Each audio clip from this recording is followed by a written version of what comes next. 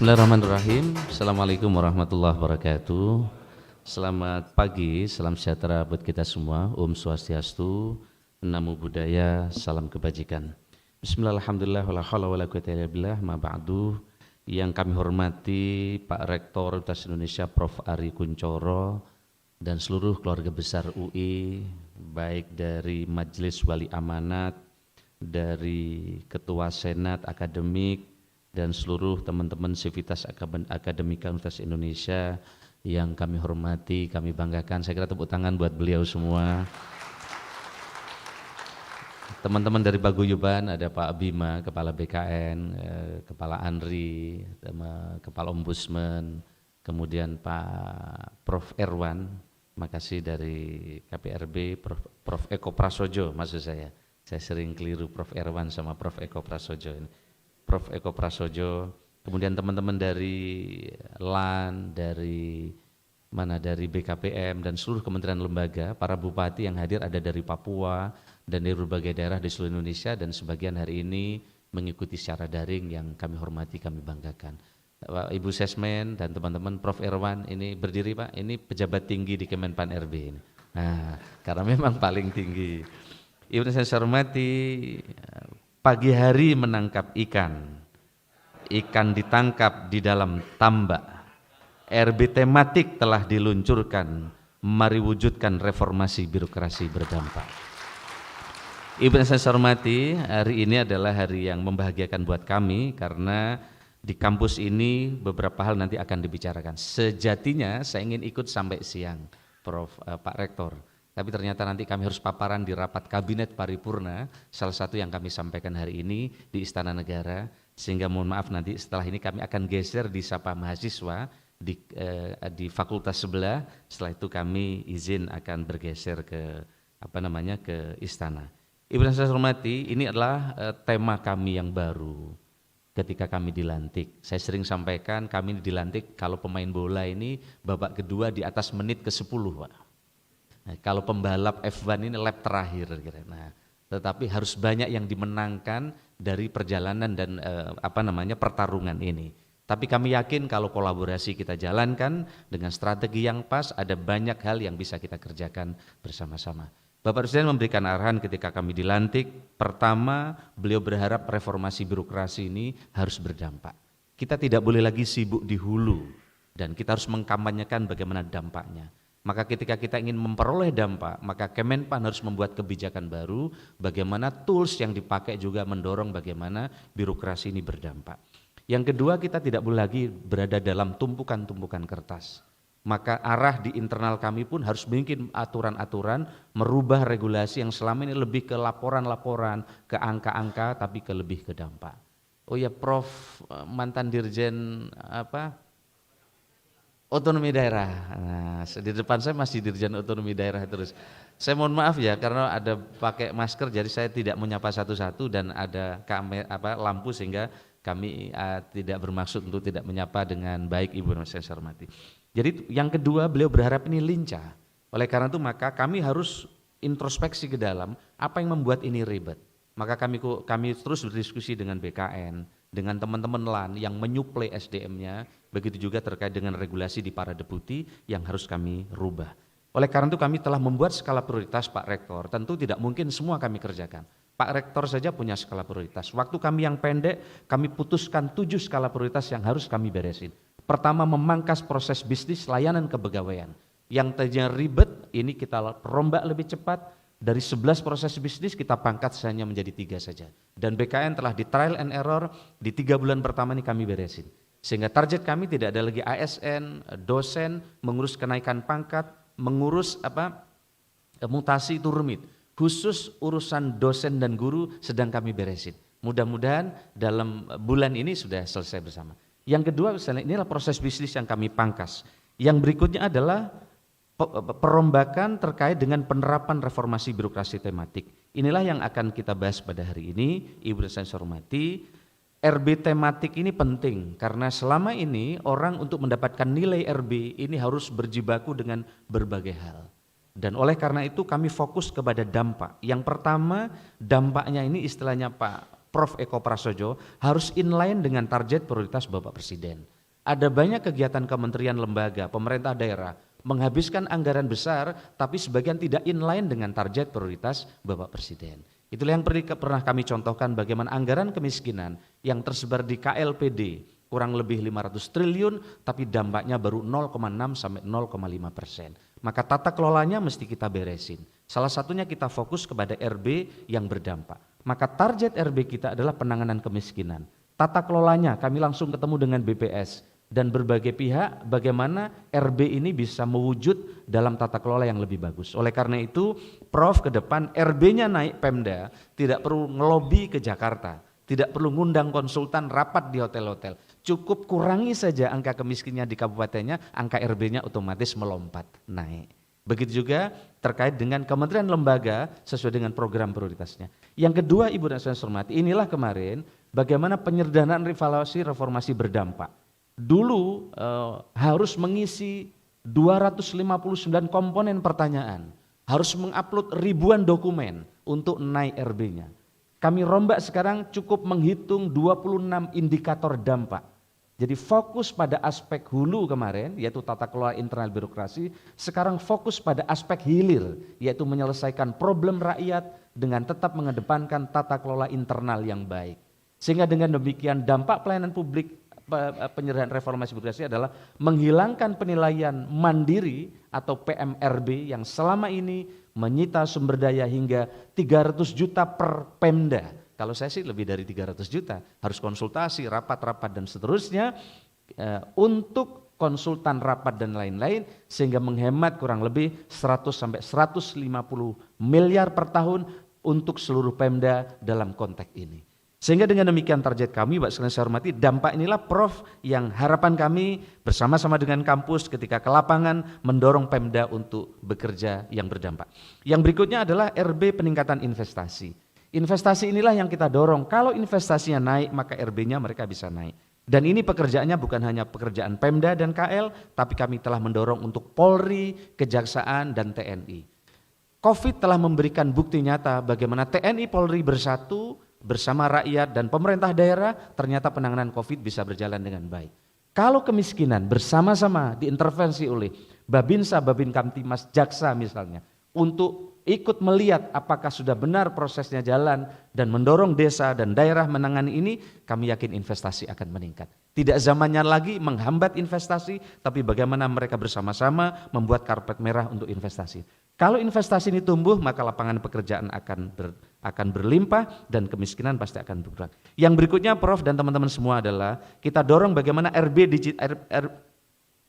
tematik digitalisasi administrasi.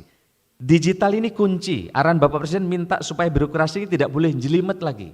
Maka digitalisasi ini menjadi kunci untuk percepatan akselerasi reformasi birokrasi. Tidak ada pilihan lain. Karena dengan reformasi birokrasi tematik digital, baik struktur, culture maupun kompetensi, pasti layanan akan cepat. Yang kedua, pelayanan akan lebih murah dan pasti akan akuntabel. Dan kita sudah sampaikan, digitalisasi ini seiring dengan Perpres baru yang ditangani oleh Bapak Presiden namanya SPBE, Sistem Pemerintah Berbasis Elektronik. Kita sedang selesaikan di front end maupun di back end-nya yang ada di MPP Digital yang kita integrasikan dengan berbagai layanan. Front end-nya sudah ada MPP Digital, ternyata back end-nya tidak mudah, Prof. Ari. Ternyata ribet, tapi ribet ini harus kita tempuh, kita urai. Salah satunya ketika orang akan mengurus Dukcapil. Ketika di MPP front end-nya sepertinya bersatu, tapi back end-nya masih manual. Karena dari MPP yang digital di daerah harus masuk ke operator SIA, artinya manual untuk masuk ke Dirjen Dukcapil untuk bisa beresin ini.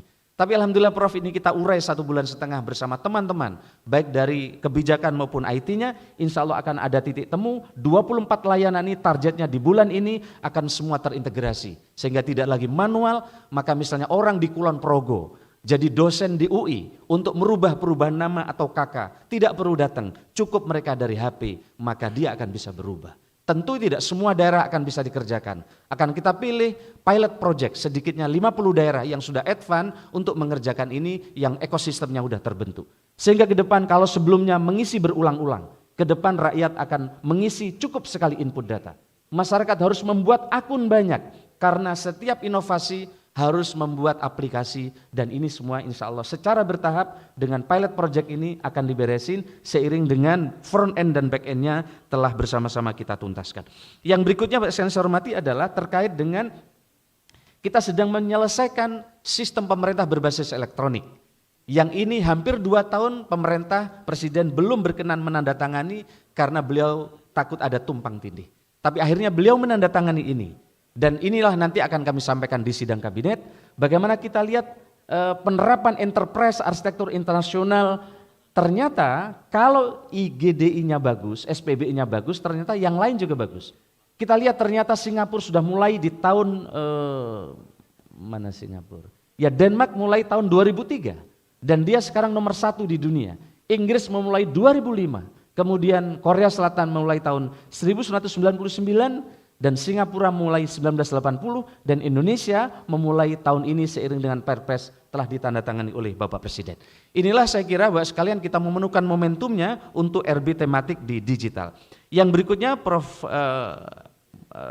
Ari dan seluruh teman-teman semua, RB tematik kita adalah belanja produk dalam negeri lewat e-katalog. Karena pertumbuhan ekonomi bagus, tapi program produk lokal tidak dibelanja oleh pemerintah, ini tentu tidak akan berimbang kemajuan antara kota dengan daerah. Inilah harapan Bapak Presiden, e-katalog lokal ini bergerak, salah satunya adalah dengan memproduk lokal masuk di katalog. Waktu kami di LKPP, Prof. Ari, katalog lokal susah berdiri, karena syaratnya begitu banyak. Belum produk lokal susah masuk di e-katalog, karena harus ada syarat-syarat SNI. Waktu itu saya berkelakar sampaikan kepada Bapak Presiden, kalau harus pakai SNI, tukang mebel di Solo tidak akan pernah bisa masuk di e-katalog. Ya, pengusaha-pengusaha lokal tidak akan masuk di katalog. Oleh karena itu begitu kami memimpin LKPP atas saran Bapak Presiden, kami pangkas proses bisnis dari 8 menjadi 2, dan e-katalog lokal juga sama, kami pangkas tinggal 2 tahap saja. Dan kriteria-kriteria SNI kami pangkas, kami coret. Karena SNI itu hanya untuk lampu dan misalnya helm, jarum suntik dan lain. Betul ternyata Prof, setelah kita lihat ada 12.000 produk masuk harus ber-SNI. Padahal yang wajib hanya 300. Yang wajib 300. Begitu kita pangkas, produk lokal bisa masuk katalog lokal. Inilah yang sekarang kita targetkan kepada seluruh daerah agar memasukkan produk-produk lokal di e-katalog. Kenapa pakai e-katalog? Agar triwulan 1 sampai triwulan 3 pembelanjaan di daerah cepat terserap karena tidak perlu lagi lelang. Aspal, paving semua bisa dimasukkan katalog sehingga prosesnya jadi cepat, tidak ada masa sanggah dan seterusnya dan seterusnya. Inilah produk-produk yang sudah tayang di e-katalog yang dulunya sangat susah, hanya 52.000 setahun, sekarang sudah lebih dari 2 juta karena sistemnya telah didigitalize. Begitu juga kita mampu melakukan penghematan dengan e-katalog. Kalau dulu belanja laptop sendiri-sendiri itu ternyata mahal. Begitu kami cek ternyata ada belanja 6,3 triliun untuk belanja laptop. Kami kumpulkan, LKPP melakukan negosiasi, ternyata kita bisa hemat 1,8 triliun. Dan inilah model-model ini ke depan akan terus kita dorong. Ibu dan saya hormati, inilah RB tematik yang sekarang kita dorong. Yang ke depan kita ingin membumikan reformasi birokrasi tematik ini dengan pengentasan kemiskinan sampai peningkatan investasi. Ke depan siapa mengerjakan apa harus jelas. Pohon kinerja birokrasi penanggulangan kemiskinan dan peningkatan investasi harus makin detail dan jelas. Hulu ke hilir harus jelas siapa mengerjakan apa. Inilah yang sering kami paparkan di daerah. Harus berani mengambil terobosan Forpimda, Kapolda, Kapolres Kajati dan Kajari untuk mengukur kinerja bukan hanya dari aspek yang selama ini ada, tetapi juga soal investasi dan kemiskinan. Ini sudah kami sampaikan di forum pimpinan Polri, Kajati dan seterusnya, dan atas arahan Bapak Presiden ini insya Allah terus akan berjalan. Sehingga dengan demikian indikator konkret untuk kemiskinan dan investasi menjadi jelas soal kebijakannya, dukungan penganggarannya, perintah harian atau instruksi pimpinan dan seterusnya. Ini ke depan saya minta Prof. Eko ini jadi penilaian. Jangan sampai penyampaiannya bagus tapi intervensi anggarannya enggak jelas. Programnya kemiskinan, sosialisasinya banyak, tapi yang dibagi gizi untuk rakyat miskin masih 1 mangkok kacang hijau. Sehingga kadang sosialisasi dan rapatnya lebih tinggi dibanding biaya untuk memberikan telur dan gizi. Karena zaman saya kecil dulu ya 1 mangkok, perjalanan dinas pakai bis. Sekarang perjalanan dinas pakai pesawat masih 1 mangkok juga kira-kira gitu. Inilah yang sering saya contohkan. Nah, salah kutip di media 500 triliun untuk perjalanan dinas. Padahal bukan itu maksud saya. Ibu dan saya hormati langsung saja karena waktu pendek. Inilah penyederhanaan jabatan untuk birokrasi yang lincah. Ini adalah Bapak sekalian yang terus kami kerjakan supaya ke depan tidak ada keluhan, tidak ada rumit kira-kira gitu. Kemarin jabatan pelaksana ada 3.414 klasifikasi. Sekarang dengan Permenpan yang baru nomor 1, sekarang tinggal 3 saja. Terima kasih teman-teman yang lembur siang malam dan seluruh instansi yang telah membuat ini. Inilah 3 bulan pertama Prof yang harus kami kerjakan. Karena kalau enggak saya bisu ke daerah. Banyak JF ngeluh, kami ini rumit. Ngajar sudah capek, harus ngurus angka kredit dan nulis dupa yang rumit dan panjang. Dan seterusnya dan seterusnya. Alhamdulillah ini akan berdampak pada kelincahan mobilitas 1,4 juta ASN dengan 3 klasifikasi saja. Begitu juga Ibu dan saya hormati, ASN dulu hanya bisa pindah dalam satu rumpun. Kalau JF-nya selama ini di Arsiparis sampai tua jadi Arsiparis terus. Nggak bisa pindah ke tempat lain. Padahal pimpinan melihat ini ada potensi hebat bagi mereka semua. Setelah saya mendengar masukan dari teman-teman BKN, dari teman-teman instansi vertikal dan daerah, akhirnya kita buat sekarang ASN bisa pindah lintas rumpun sehingga birokrasi jauh lebih lincah dan ini akan berdampak kepada 2,1 juta ASN. ASN selama ini disibukkan kepada pengisian angka kredit dan pengajuan DUPAK atau daftar usulan penetapan angka kredit. Tapi sekarang tidak lagi, karena tidak ada lagi pengisian DUPAK yang cenderung administratif sehingga ASN bisa total mengajar dan capaian organisasi akan jauh lebih terukur. Ibu dan Bapak sekalian saya hormati, terkait dengan aturan-aturan baru ini kadang daerah kemudian melimpah untuk perjalanan dinas ke Jakarta. Tanya karena tidak jelas. Perjalanan dinas inilah kadang menyita anggaran kita. Oleh karena itu Bapak sekalian saya hormati, kami ingin sampaikan, Menpan RB telah merubah berbagai strategi untuk ini. Dan oleh karena itu maka kita sekarang setiap hari kami buka kontak person. Kalau hari Selasa hari aparatur dan SDM. Kalau nanya soal JF dan seterusnya silakan telepon ke Beni dan seterusnya. Hari Kamis hari pelayanan publik. Kalau ingin membuat MPP digital dan seterusnya silahkan tinggal telepon. Rabu hari Kunwas terkait dengan RB yang sekarang kita bicarakan ini silakan telepon Konita dan seterusnya, hari Jumat ke hari lembaga dan seterusnya. Ini adalah model kami sekarang, kami rubah pola komunikasi agar teman-teman dari daerah tidak melimpah ke Jakarta. Begitu juga ada banyak nomor-nomor telepon di bawah silakan ditayangkan sehingga dengan demikian kami jemput bola. Sumatera, Papua, siapa saja kami tugaskan, kami deploy mereka untuk menjelaskan kebijakan yang baru. Sehingga tidak perlu pakai lama, mereka langsung bisa bertanya. Dengan demikian harapan kami ini akan mengurangi banyak orang dan angka perjalanan akan berkurang. Ternyata Pak Ketua Ombudsman mengurangi 81% orang datang ke Kemenpan RB. Nah kalau satu rombongan, saya cerita tadi, pengalaman jadi bupati dulu. Satu rombongan studi banding ke Kemenpan RB 15 orang. Yang datang ke kantor 5 orang, kepala dinas jalan-jalan di Plaza Senayan. Nah sebagian ke Tanah Abang. Kasihnya saja yang datang ke Menpan RB. Dapat penjelasan itu pun main HP 15 menit sampai setengah jam. Insya Allah nggak paham masalah, pulang ke rumah ditanya nggak jelas. Nyalain pusat padahal dia yang tidak paham terkait dengan aturannya. Apalagi sebelum pulang 2 hari main ke Tanah Abang sama Mangga 2. Insya Allah lebih hilang lagi pemahamannya. Maka kita rubah sekarang. Ternyata kecepatannya luar biasa. Sudah lebih berapa ribu Ibu Rini terakhir yang... Berapa ribu orang yang sudah telepon, lebih dari 10.000 orang, dan sekarang kita hemat 81%, jumlah tamu kementerian berkurang, dan ini akan menyelesaikan banyak masalah. Harapan kami, birokrasi yang lincah dengan model seperti ini, memenuhi harapan Bapak Presiden, ke depan akan bisa kita kerjakan bersama. Teman-teman di yang lain juga sudah membuat TikTok dan seterusnya untuk menjelaskan ini. Inilah Ibu dan saya hormati terkait dengan RB. Next, saya minta beberapa hal slide, saya minta masih ada waktu. Ke depan cara-cara inilah Bapak sekalian yang terus akan kami tempuh untuk menjelaskan berbagai kebijakan yang ada di kami. Begitu juga terkait penanganan proses bisnis layanan kepegawaian. Tadi sudah kami sampaikan dan alhamdulillah ini juga telah dilakukan beberapa terobosan-terobosan di teman-teman yang ada di BKN. Ibu dan Pak sekalian saya hormati, yang berikutnya terkait dengan sistem pemerintah berbasis elektronik, mohon dukungan. Kita ke depan ingin dorong ini dan sekali lagi SPBE bukan aplikasi. Nah, dan kami sudah sampaikan di berbagai kesempatan dan kami sudah perintahkan di kedeputian di tempat kami. Setiap penilaian inovasi baru di kantor ini tidak harus dibarengi dengan aplikasi. Karena kalau setiap inovasi dibarengi dengan aplikasi, maka ribuan akun rakyat harus mempersiapkan untuk masuk ke aplikasi-aplikasi inovasi tadi.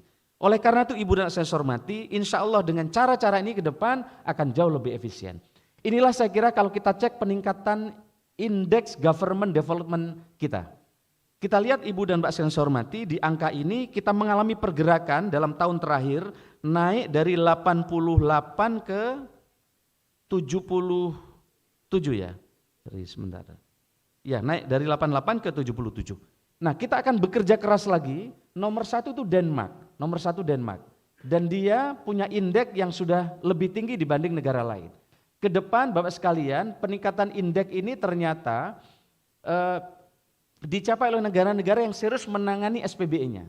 Peningkatan kualitas publiknya akan berpengaruh signifikan ke kinerja pemberantasan korupsi, efisiensi belanja TIK nasional, dan peningkatan capaian GovTech dan seterusnya.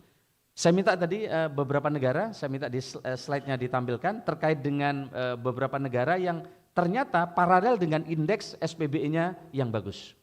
Nah, kita lihat satu lagi yang slide-nya tadi apa? Nah, ini kita lihat Pak sekalian.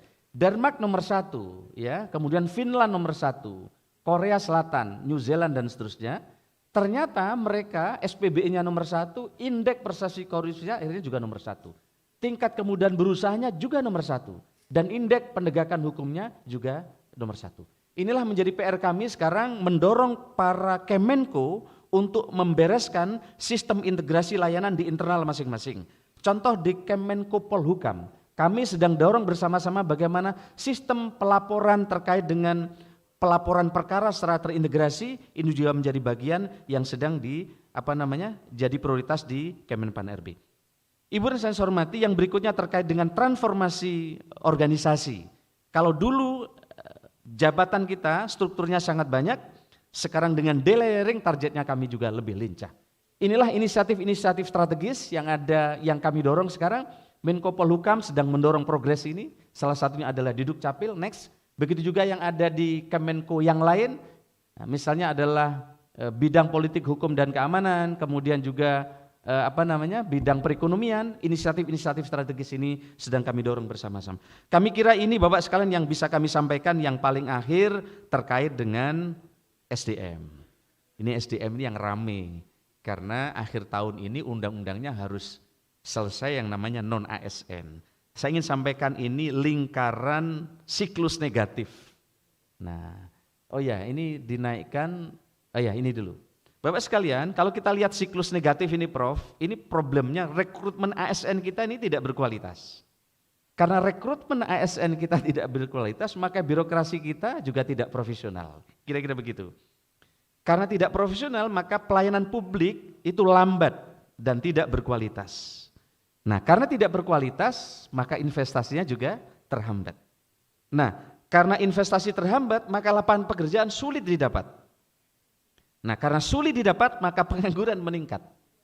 Karena pengangguran meningkat, maka Pemda akan didesak untuk menerima ASN termasuk non-ASN. Ini para bupati saya kira mengalami ini. Nah, ke depan kita dorong ke siklus yang positif ini, yang sebelah kanan.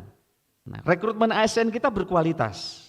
Maka kalau berkualitas, birokrasi kita insya Allah profesional. Kalau birokrasi kita profesional, pelayanan publik kita cepat dan berkualitas. Dan kalau itu terjadi, maka investasi kita akan meningkat. Dan setelah kita meningkat, tentu lapangan pekerjaan akan terbuka lebih luas, maka pengangguran akan berkurang, maka tekanan untuk merekrut ASN berkurang, sehingga Pemda bisa fokus melakukan reformasi birokrasi. Ini adalah siklus-siklus atau sistem thinking yang ingin kami sampaikan kepada kita semua, bahwa ini tugasnya bukan hanya tugas pemerintah pusat, tapi tugas kita bersama. Oleh karena itu, Prof dan teman-teman, kami sudah bertemu dengan Asosiasi Para Bupati seluruh Indonesia. Kami juga berkomunikasi dengan para asosiasi wali kota dan provinsi, bersama teman-teman BKN, Paguyuban, untuk mencari solusi.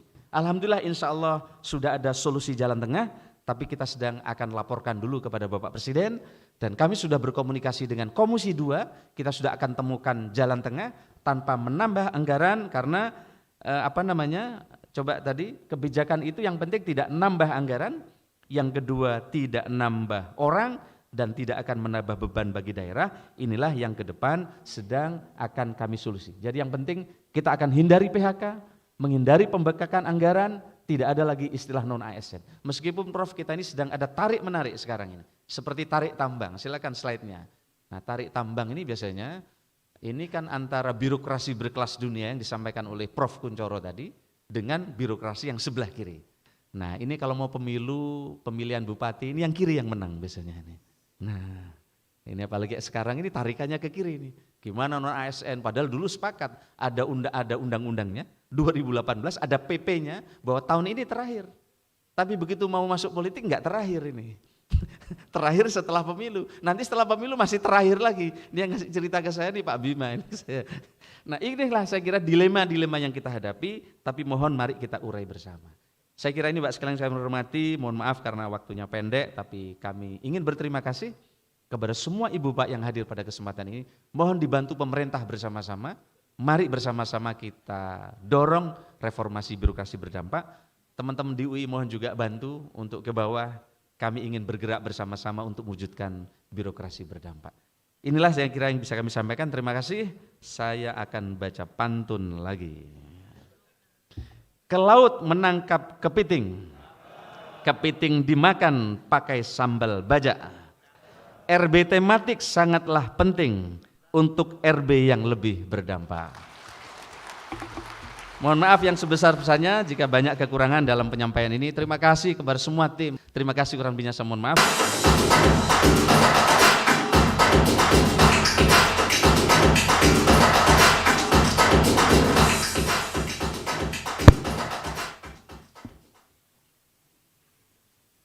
Bismillahirrahmanirrahim. Assalamualaikum warahmatullahi wabarakatuh. Selamat pagi, salam sejahtera bagi kita semua. Salam, Om Swastiastu, Namo Buddhaya, salam kebajikan. Yang kami hormati, Menteri Pendayagunaan Aparatur Negara dan Reformasi Birokrasi, Bapak Abdullah Anwar Anas, MSI.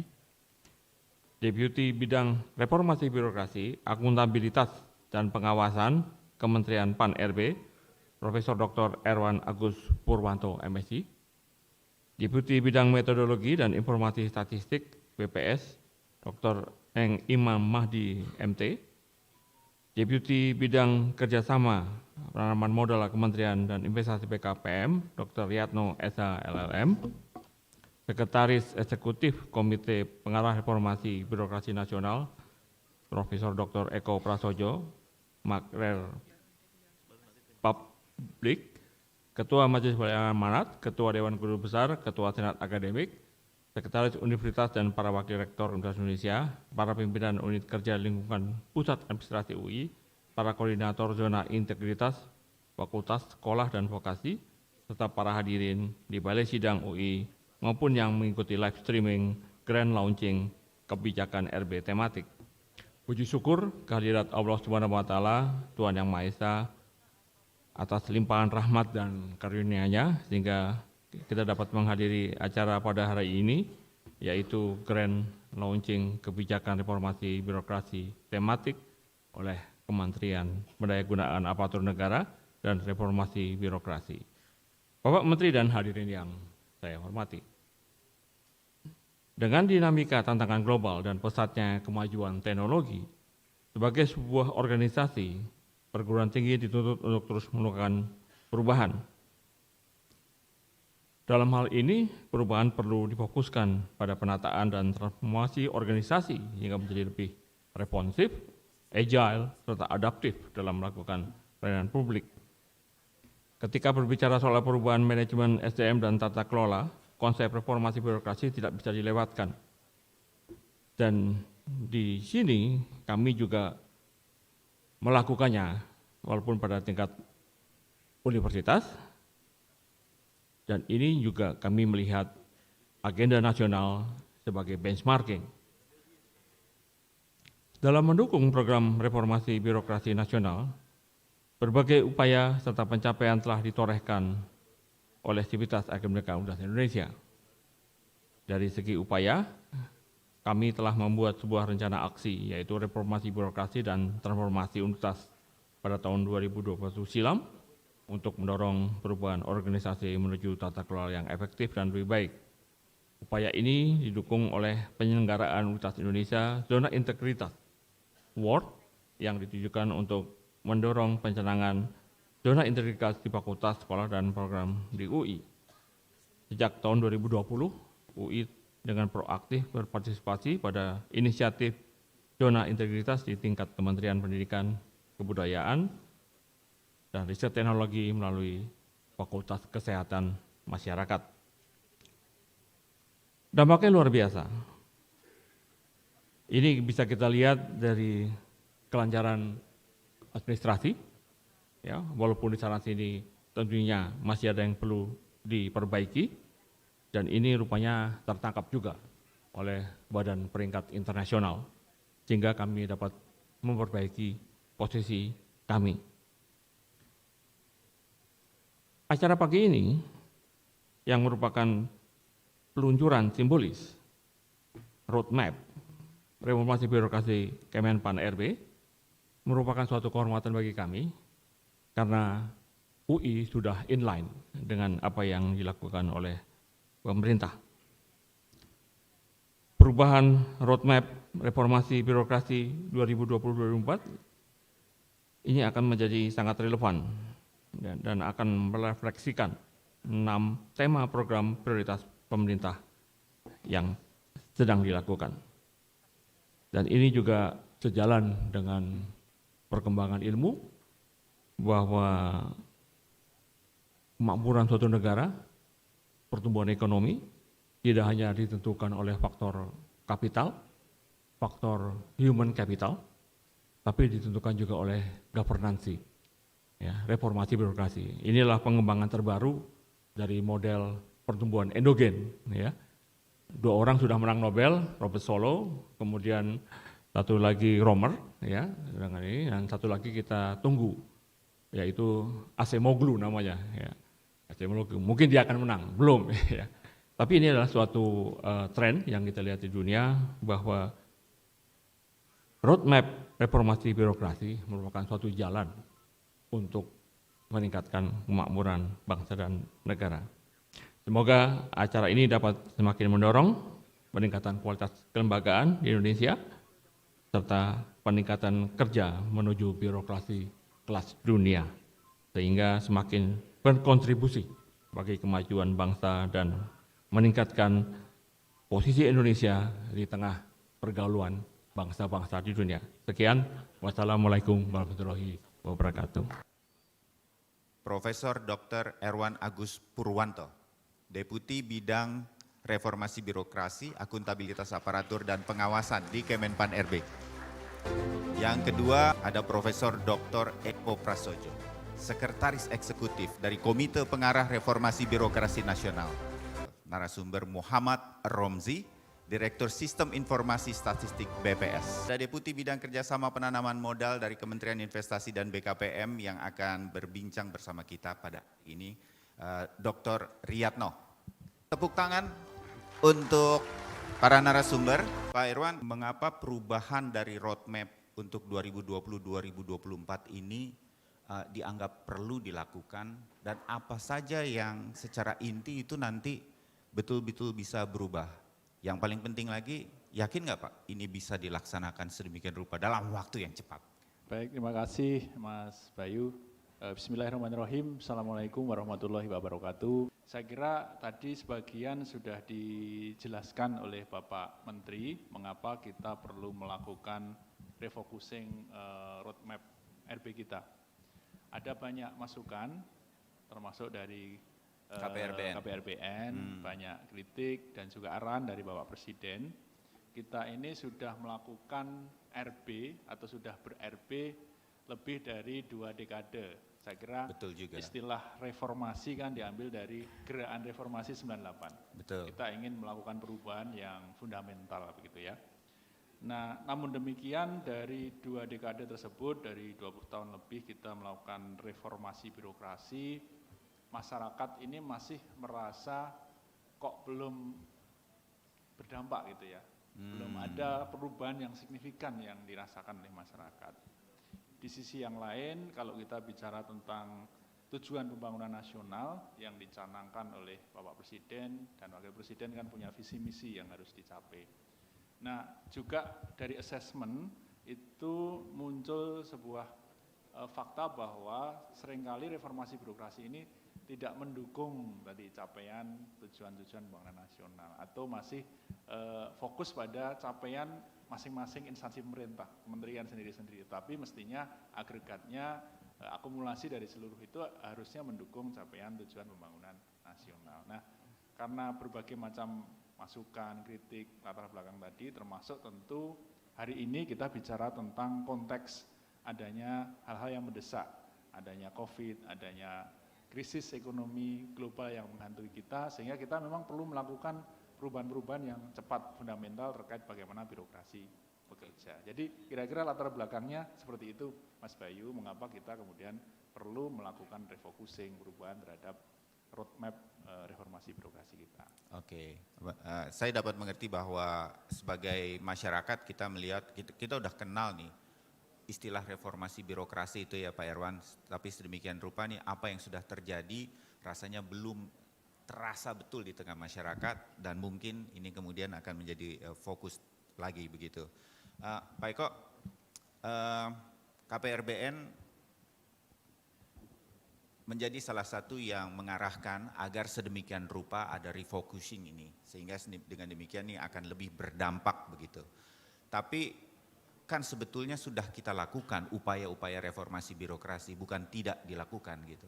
Nah, apa challenge-nya, tantangannya selama ini, sehingga kemudian dengan refocusing yang hanya dalam 2 tahun, kalau kita melihat Presiden Jokowi ini hanya sampai 2024, ini tetap akan berdampak atau dampaknya nanti masih akan lama? Mas Eko. Baik, terima kasih Mas Bayu. Yang pertama itu ada kesalahpahaman di antara pengelola birokrasi ya, para birokrat dan mungkin juga para politisi, bahwa seakan-akan program RB itu terpisah dengan program pembangunan. Jadi nggak nyambung itu, melakukan program RB itu hanya sebatas sebagai tanggung jawab untuk melaporkan adanya kegiatan-kegiatan perubahan itu. Ini perubahan paradigmatik sebenarnya, dan kita harus terus dorong bahwa RB itu adalah satu koin dengan 2 sisi dengan pembangunan. Tidak mungkin RB-nya bagus kalau dampaknya nggak ada. Itu yang mau kita dorong. RB itu yaitu perubahan proses bisnis, perubahan struktur, perubahan SDM dan seterusnya. Jadi kita mendorong Pak Irwan agar penilaian RB itu tidak lagi mengisi PMPRB yang dokumen base. Tetapi apa yang sudah dan akan dilakukan. Contoh misalnya awal tahun, Kementerian Perdagangan akan melakukan RB, penataan proses bisnis minyak goreng misalnya. Itu RB itu. Karena salah satu agenda penting RB adalah penataan proses bisnis. Lalu untuk sampai ke sana kita memperkuat misalnya penggunaan teknologi informasi dan komunikasi, memperkuat kompetensi SDM dan seterusnya. Jadi setiap kementerian dan lembaga dan pemerintah daerah itu harus menetapkan apa indikator kinerja pembangunan yang akan dicapai dan melalui program RB nanti akan dipercepat. Nah ini yang disebut dengan program RB. Nah sekarang ini terpisah paradigmanya. Antara program RB dengan program pembangunan itu nggak nyambung. Itu yang disebut oleh Pak Presiden RB paper atau RB dokumen. Nah, sehingga nanti dengan perubahan-perubahan yang dilakukan oleh Pak Menpan, tadi Pak Deputi sudah menyampaikan, kita akan mengubah satu penilaian keberhasilan RB itu bukan dari dokumen base, tetapi dari indeks-indeks yang sudah dicapai. Dan harus ada program yang benar-benar dirancang untuk bisa mempercepat capaian pembangunan. Nah, kemudian ini yang kita sebut dengan tematik. Jadi mungkin nanti setiap kementerian lembaga dan Pemda harus punya tema. Tidak banyak, mungkin 1 atau 2 atau mungkin maksimum 3. Apa yang mau diperbaiki dari program pembangunan. Lalu bagaimana caranya RB itu bisa mendorong pencapaian indikator kinerja pembangunan. Jadi boleh diterjemahkan sendiri ya, oleh silakan. daerah. Program pembangunannya apa? Nanti dengan program pembangunan itu kita akan memperbaiki apa. Nah ini. Oke. Jadi kira-kira begitu Mas Wahyu. Iya, oke. Nah, saya ke Pak Riyadno dulu kalau begitu nih Pak. Salah satu tematik yang sedemikian rupa tadi disampaikan, fokusnya dari 4 ya Pak Erwan, kemudian ada 4, salah satunya adalah peningkatan investasi. Ini juga bukan barang baru yang kita dengar begitu, upaya-upaya ini kan terus dikerjakan. Nah, di Kementerian Investasi dan BKPM dengan upaya yang sudah dibicarakan lebih dulu sebetulnya, saya meyakini itu, ini apa yang bisa dilakukan sebagai sebuah perubahan? Apakah dengan upaya reformasi birokrasi di Kementerian Investasi dan BKPM sendiri itu apa yang akan dilakukan sehingga nanti ini akan mempercepat investasi masuk ke Indonesia? Pak Rianto. Baik, terima kasih Pak Bayu atas pertanyaannya. Assalamualaikum warahmatullahi wabarakatuh, salam sejahtera bagi kita semua. Yang kami hormati Bapak dan Ibu sekalian, sebagaimana sering kalau Bapak Menteri Investasi menyatakan bahwa kinerja di Kementerian Investasi itu dengan angka-angka. Jadi sangat jelas, ini kalau dari Bapak Presiden menyampaikan misalnya di tahun lalu target investasi itu adalah 1.200 triliun dan alhamdulillah tercapai 100,6%. Dan di tahun ini target dari Bapak Presiden adalah meningkat menjadi 1.400 triliun. Tentu ini tugas yang tidak mudah Bapak Ibu. Nah, kami dari Kementerian Investasi tentu dengan bekerja sama dengan berbagai kementerian lembaga, dengan pemerintah daerah, kami mengusahakan untuk bisa mewujudkan arahan dari Bapak Presiden tersebut. Dan dari sisi RB tematik ini, kami adalah peningkatan investasi. Nah, kami sebenarnya sudah melaksanakan itu karena yang mengimplementasikan dari Undang-Undang Cipta Kerja dan peraturan pelaksanaannya adalah dari Kementerian Investasi. Kami menjalankan perizinan berusaha berbasis risiko.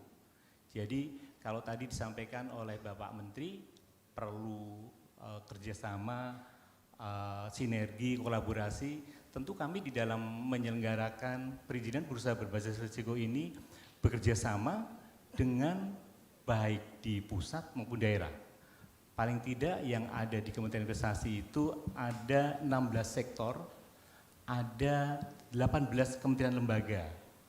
Dan Bapak dan Ibu sekalian, kami sudah terintegrasi untuk misalnya ini dengan Kemendagri, kaitannya dengan Dukcapil, kemudian dengan Kementerian Hukum dan HAM untuk PT CV misalnya seperti itu, kemudian dengan Kementerian Keuangan, KSWP, dan juga dengan misalnya Kementerian ATR itu kaitannya dengan KKPR. Jadi kalau dari sisi sinergi, kolaborasi, kami sudah laksanakan.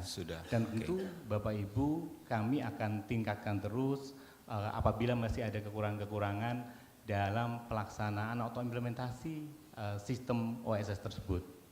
Nah selain itu Bapak dan Ibu kami juga ada program, mempunyai program ini sesuai dengan Perpres 40 2020 yaitu penilaian kinerja PTSP dan percepatan pelaksanaan berusaha. Jadi kami tentu dengan Kemenpan RB, dengan kementerian lain terkait misalnya dengan Kementerian Keuangan, Kemendagri, bahkan kami juga menggandeng KPK serta dunia usaha HIPMI untuk melakukan penilaian.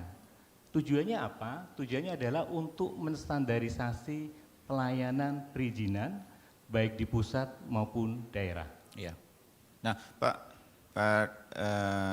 Riyadno, apakah masih ada reformasi birokrasi yang kemudian punya celah untuk diperbaiki? Ini kan kalau saya bilang dikasih target sama Pak Bos, Pak Presiden sekian, nyampe. Terus bos kan biasanya begitu, kalau gitu saya tambah katanya.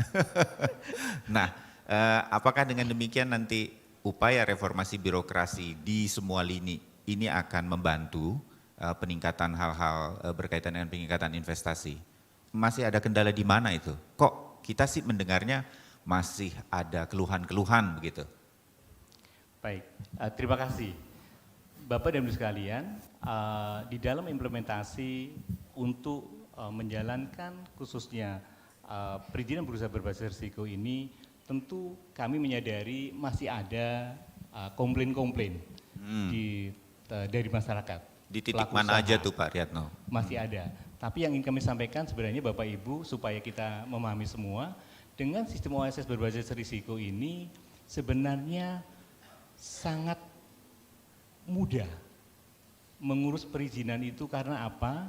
Khusus untuk yang perizinannya risikonya rendah dan menengah rendah, itu cukup dilakukan khusus untuk UMKM, ini hanya 30 menit selesai.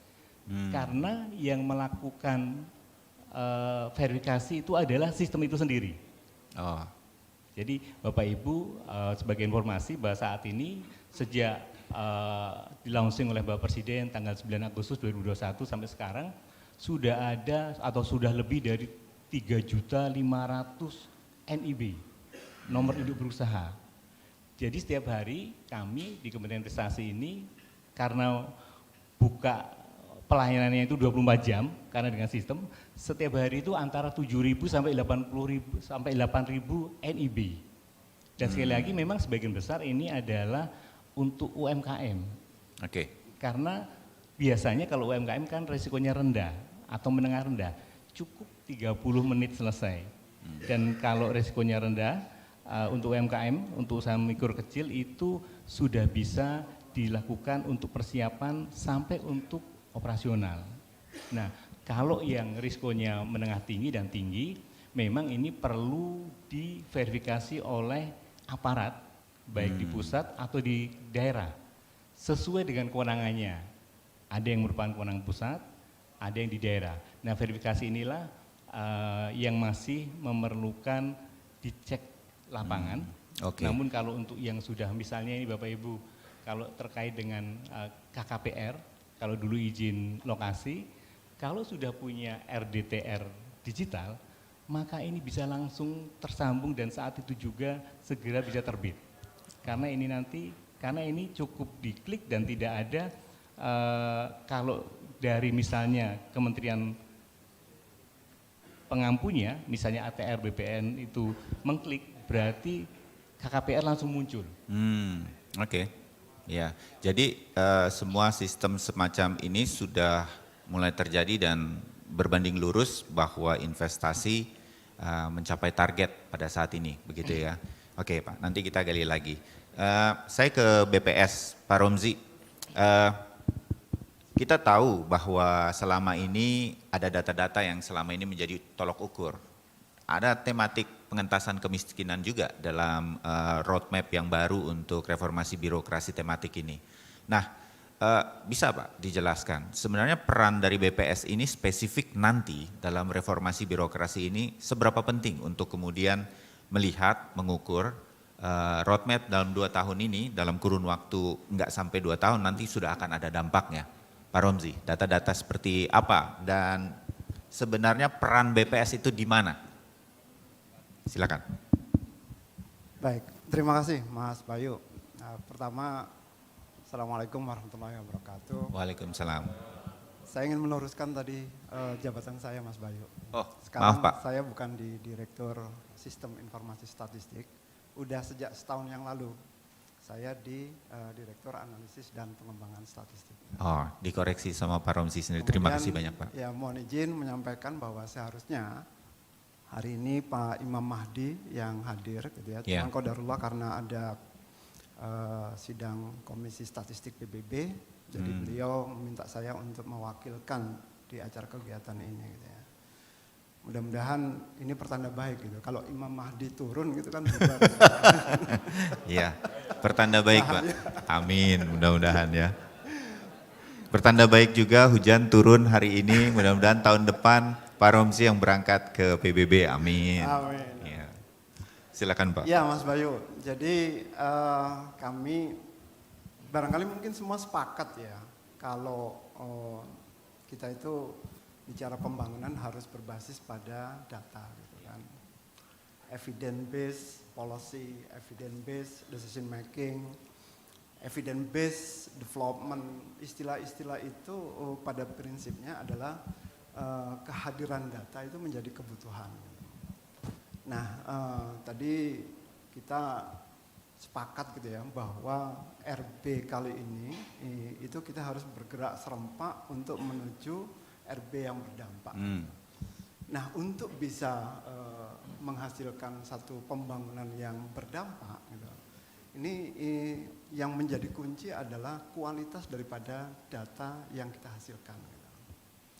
Nah, BPS itu sudah banyak menghasilkan indikator-indikator strategis gitu ya, yang menjadi rujukan bagi pemerintah untuk perencanaan maupun monitoring evaluasi dari pembangunan nasional gitu ya. Ada seperti misalkan PDB, pertumbuhan ekonomi, PDRB juga untuk regional. Kemudian ada inflasi, ada kemiskinan, kemudian ada juga pengangguran gitu. Nah, ini itu selalu BPS hadirkan gitu ya, untuk ya referensi kebijakan dan juga untuk melihat efektivitas daripada kebijakan tersebut. Yeah. Jadi gini Mas Bayu, Bapak Ibu teman-teman semuanya ya, belakangan ini kita kan sebenarnya sudah masuk di era ketidakpastian gitu ya, karena dampak dari disrupsi digital, pandemi kemarin gitu juga ya. perang ada Rusia Ukraina global gitu ya, perubahan iklim gitu. Nah, inflasi ini itu menjadi kunci sebenarnya, rujukan untuk melihat perkembangan perekonomian di negeri ini. Nah, kami hadir bersama Kemendagri gitu, untuk melakukan monitoring harga komoditas di seluruh Indonesia. Itu Pak Menteri kalau misalkan mungkin di sini ada tadi disebut Pak Bupati gitu ya, itu setiap minggu memonitor harga komoditas dari waktu ke waktu gitu ya. Kalau misalkan tidak bisa mengendalikan, artinya ada lonjakan gitu, itu langsung dikasih rapot merah gitu ya. Kalau bisa besok turun.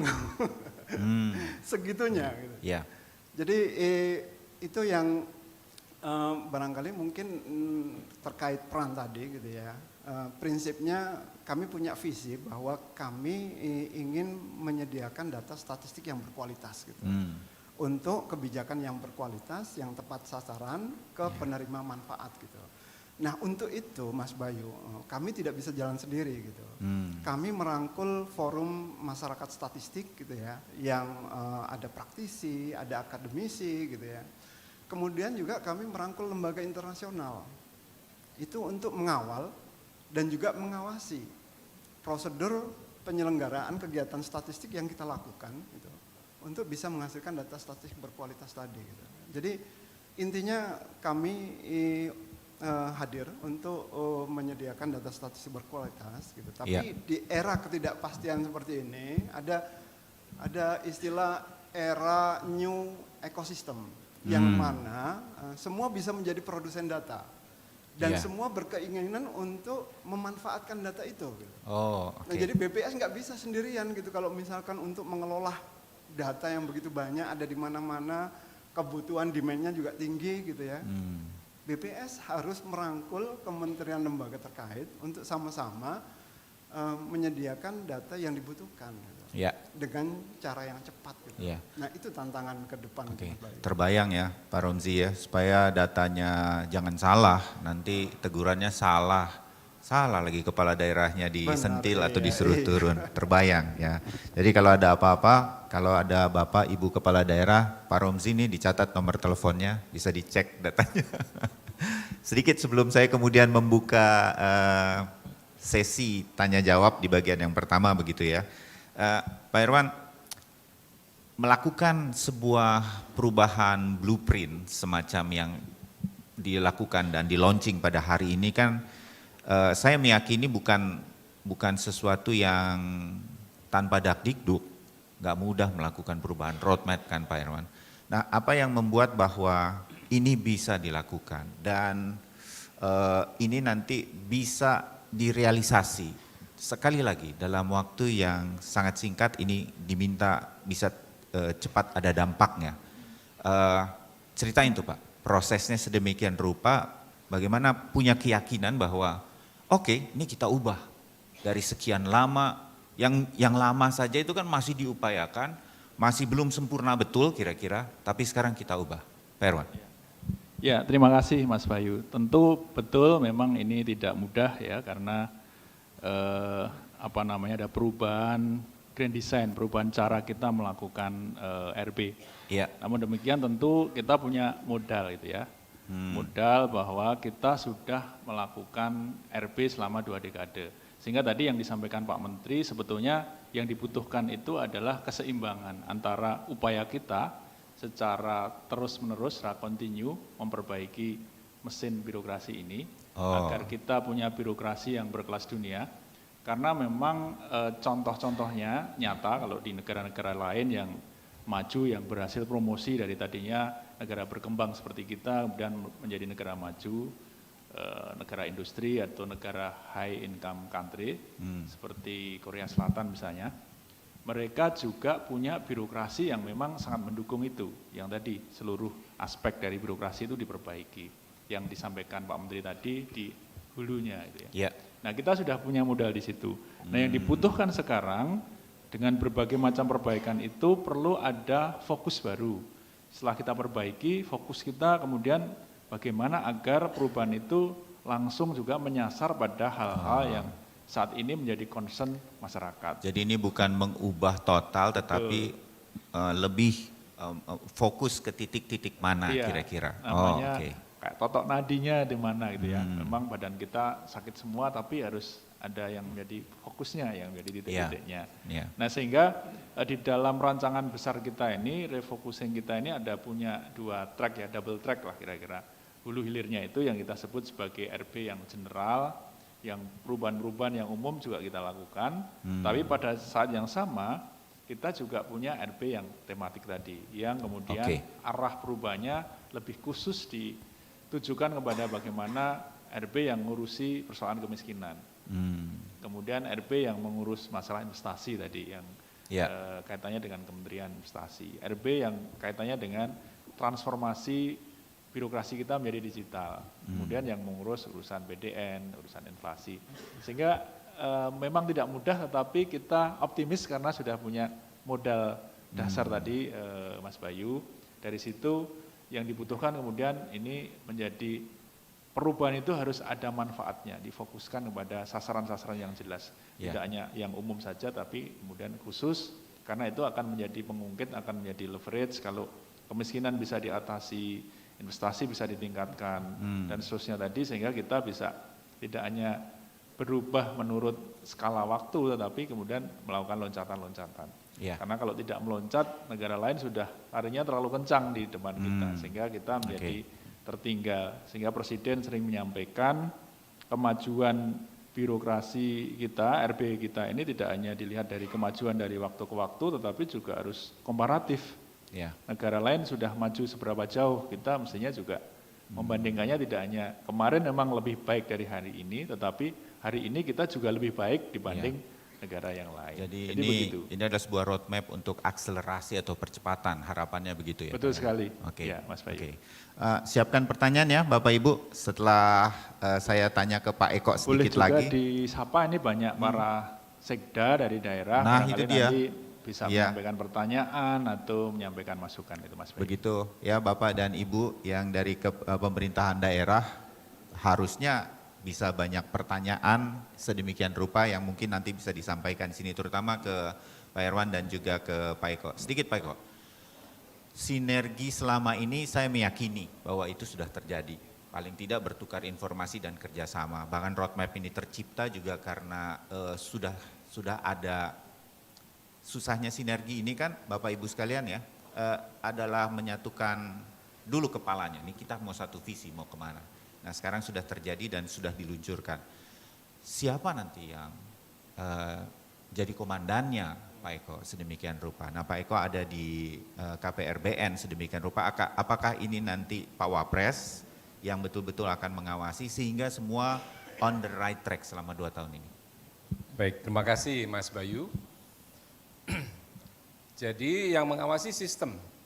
Oh, oke. Kalau kita lihat teori koordinasi itu sampai 9 level.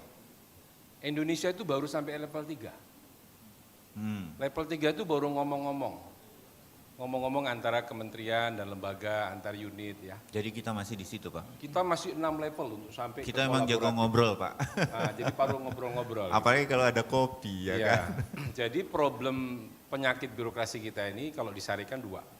1, tidak ada budaya kinerja. 3, lemahnya kuatnya silo mentality, ego sektoral. RB tematik itu menyasar 2 itu. Yang pertama, tema itu menentukan indikator kinerja apa yang mau kita capai secara nasional, secara instansional. Kinerja. Ukuran kinerja itu adalah outcome impact. Selama ini ukuran kinerja itu banyaknya output. 70% kegiatan-kegiatan pemerintah itu banyaknya output, bukan outcome impact. Kalau ditanya kegiatan ini berhubungan dengan outcome apa, itu nggak bisa dijawab. Itu soal kompetensi, bagaimana kita menentukan outcome dan impact itu. Baik antar unit di dalam kementerian dan lembaga Pemda, maupun secara nasional. Contoh nih misalnya, program penanggulangan kemiskinan yang dikelola oleh atau dikoordinasikan oleh TNP 2K. Kebetulan Pak Wapres juga menjadi Ketua TNP 2K. Jadi selain menjadi Ketua KPRBN, Pak Wapres itu menjadi Ketua TNP 2K. Jadi concern Pak Wapres adalah bagaimana RB bisa mempercepat penanggulangan kemiskinan. Programnya banyak, outcome-nya kalau nggak salah ada 68 outcomes. Kegiatannya lebih dari 128 kegiatan. Tapi kalau kita lihat, kegiatan-kegiatan itu basisnya adalah output dan penyerapan anggaran. Kecuali program yang langsung ditransfer ke masyarakat melalui rekening. Karena program penanggulangan kemiskinan kan ada 2, ada peningkatan produktivitas dan pengurangan beban. Nah, bagaimana caranya RB mendukung program penanggulangan kemiskinan dengan mempertajam outcome, impact, dan kolaboratif antar pemangku kepentingan di kementerian. Oh, oke, terbayang, Pak. Jadi kalau nggak salah ada berapa Pak ya? 17 kementerian dan lembaga ya Pak? 28 kementerian dan lembaga itu. Ya ampun, 28 itu. Bayang ya, harus bagaimana bersinergi. mengkoordinasikan. Koordinasinya itu pada level 3. Nah, level 9 itu adalah strategic planning. Perencanaan strategis. Jadi orang berbagi peran. Menanggulangi kemiskinan, Kementerian A itu perannya apa, Kementerian B itu perannya apa, Kementerian C itu perannya apa. Nanti kelihatan, kalau kita bikin mobil di akhir tahun, siapa yang ditugaskan buat ban, tapi bannya nggak jadi. Jadi Mercy nih, kita desain Mercy. Tahun ini produk kita adalah Mercy E300. Kementerian A bikin ban, Kementerian B bikin kaca spion, Kementerian C bikin jok, Kementerian D bikin mesin. Nanti kelihatan mana kementerian yang nggak punya peran. Nah, yang terjadi di Indonesia, bikin ban tapi bukan ban Mercy, tapi ban truk. Akhirnya mobilnya nggak jadi Bapak Ibu sekalian. Jadi kira-kira analoginya seperti itu. Kenapa terjadi? Karena kementerian dan lembaga, OPD, itu bicaranya urusan, sementara Pak Presiden ngomongnya program. Nah, jadi ada paradigmatik yang berbeda. Ketika kepala daerah ngomongnya program, OPD ngomongnya urusan. Urusan saya apa? Pendidikan, kesehatan, perhubungan, ketenagakerjaan, dan seterusnya. Nah, pola berpikir kita ini harus diubah melalui sistem. Bagaimana sistem perencanaan dan penganggarannya harus kita ubah? Selama ini di pusat, sistem perencanaannya itu trilateral meeting. Kemenq, Bappenas, sektor. Padahal kalau kita ngomongin kemiskinan, ada 28 kementerian dan lembaga. Duduk bareng. Siapa bikin ban, siapa bikin kaca spion, siapa bikin mesin, siapa bikin jok. Nah, itu bisa kita lihat di LKJPP pemerintah pusat, tahun berjalan, kita bisa lihat itu apa hubungan antara satu kementerian dan kementerian lain. Jadi dia tidak membentuk orkestra. Nah, orkestra itu kan harus dalam harmoni. Ada partiturnya, semua orang bermain dalam nada yang sama. Nah, itu problem di kita dan kita ingin tembak melalui program RB tematik ini. Jadi RB tematik itu mempertajam outcome dan impact dan mengkolaborasikan unit-unit yang terkait dalam program-program pemerintah. Nah, nanti ujungnya ini memang agak menyakitkan Bapak Ibu sekalian.